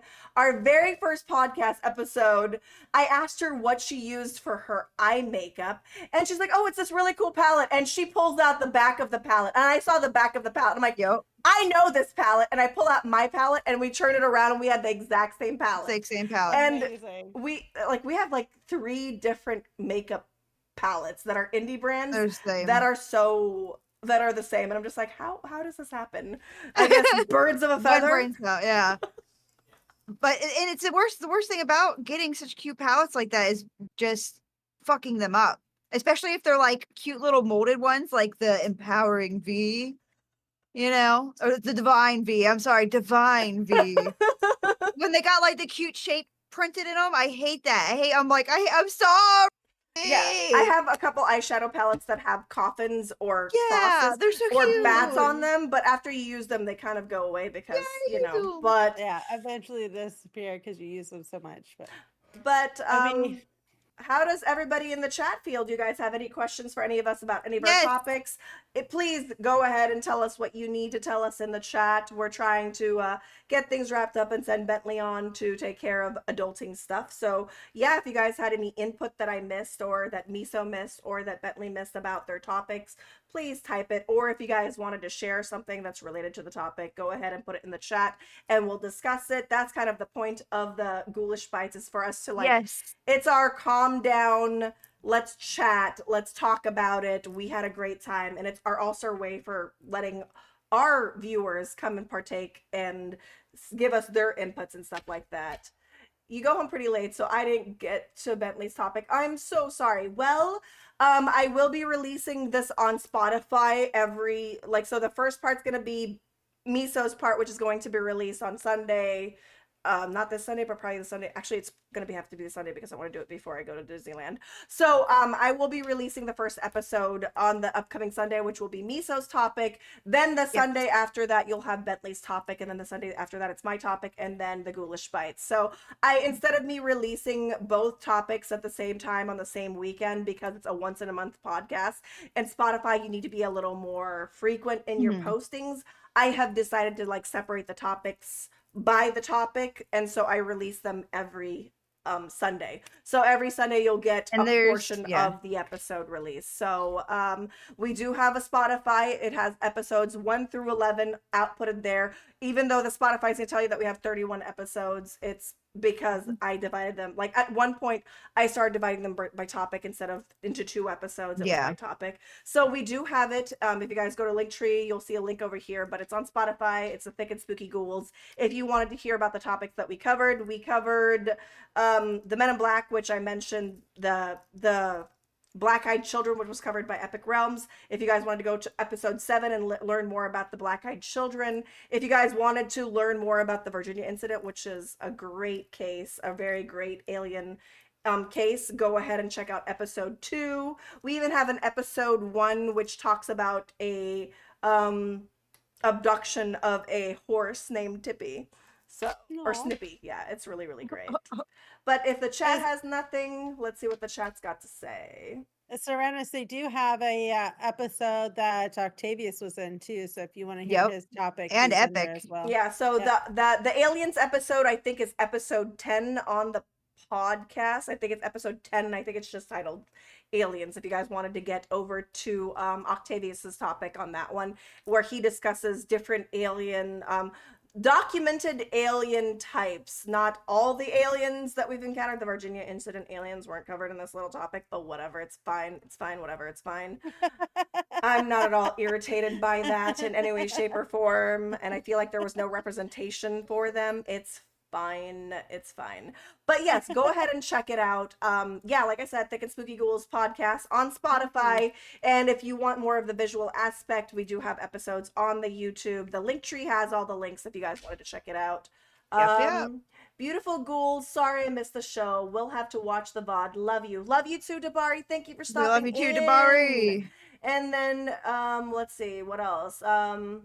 I got home pretty late, so she didn't get, so we'll have this, we'll publish the topic soon, and the VOD's going to be available for you guys to see on here. So if you guys wanted to go back to the VOD and rewatch it, I'll be releasing it probably on YouTube tonight or tomorrow if you would prefer to use YouTube instead of Twitch. It'll be there too. And Redneck says y'all were great. You're And great. Red, you're Redneck's great. asking you to empower him, Bentley. Oh, I'll empower him. Empower always. him hard. With Sorry, my what? desirable V. Wait, what? With the divine V. The divine V. That's what it The was. divine V. The divine V. I will empower everyone. Thee. All Empower right. thee. So, if the chat has nothing else, are we ready to do our outro? Are you ready for this, Bentley? Are you ready, I've Bentley? got, I remember. You mine. remember? You Okay, remember? all right. Okay, all right. All right. We'll stay thick. And You stay spooky. Bye, everybody. All right, let's stay for the raid. We do have a pod raid message. Let's go find our topic. I think it's just pod raid, Daku. There we go. Let's go find our topic. There is the copy and paste. Let's go see who we can bring this party over to. We appreciate everyone that hung out with us. We really, really do appreciate you I guys. love you guys. We are so happy to have our beautiful Miso Thorny back. We have missed you so much. And then Bentley, I've missed Thanks for you. having I me. was honored Yes, on thank you for being having you. here. I was just honored having So you honored. in the podcast, and hopefully maybe next year you'll come back. yes, I would absolutely. love to have you. And our Anytime you guys want me back, I will be here. yeah, so we're gonna go ahead and take this party over to the beautiful Mojo Jojo, who is celebrating Ooh. her 3-year stream on Twitch, and so Aw. she's doing some karaoke with her friends and family. So we're gonna take this over to the beautiful Mojo Jojo, show her all the love. She is an absolutely amazing She's streamer. so awesome. And she's super sweet. So let's bring this raid over to Mojo Jojo, show her the love and support I that love you you guys guys. showed us. And we'll see you guys next month for the podcast, which will be a part of the Keep Abreast Foundation. So we'll be a part of the Keep Abreast Charity Foundation event. charity Extra raid train long. next year. All right, here we go. Love it. 3, 2, 1, raid! Just hands. You guys.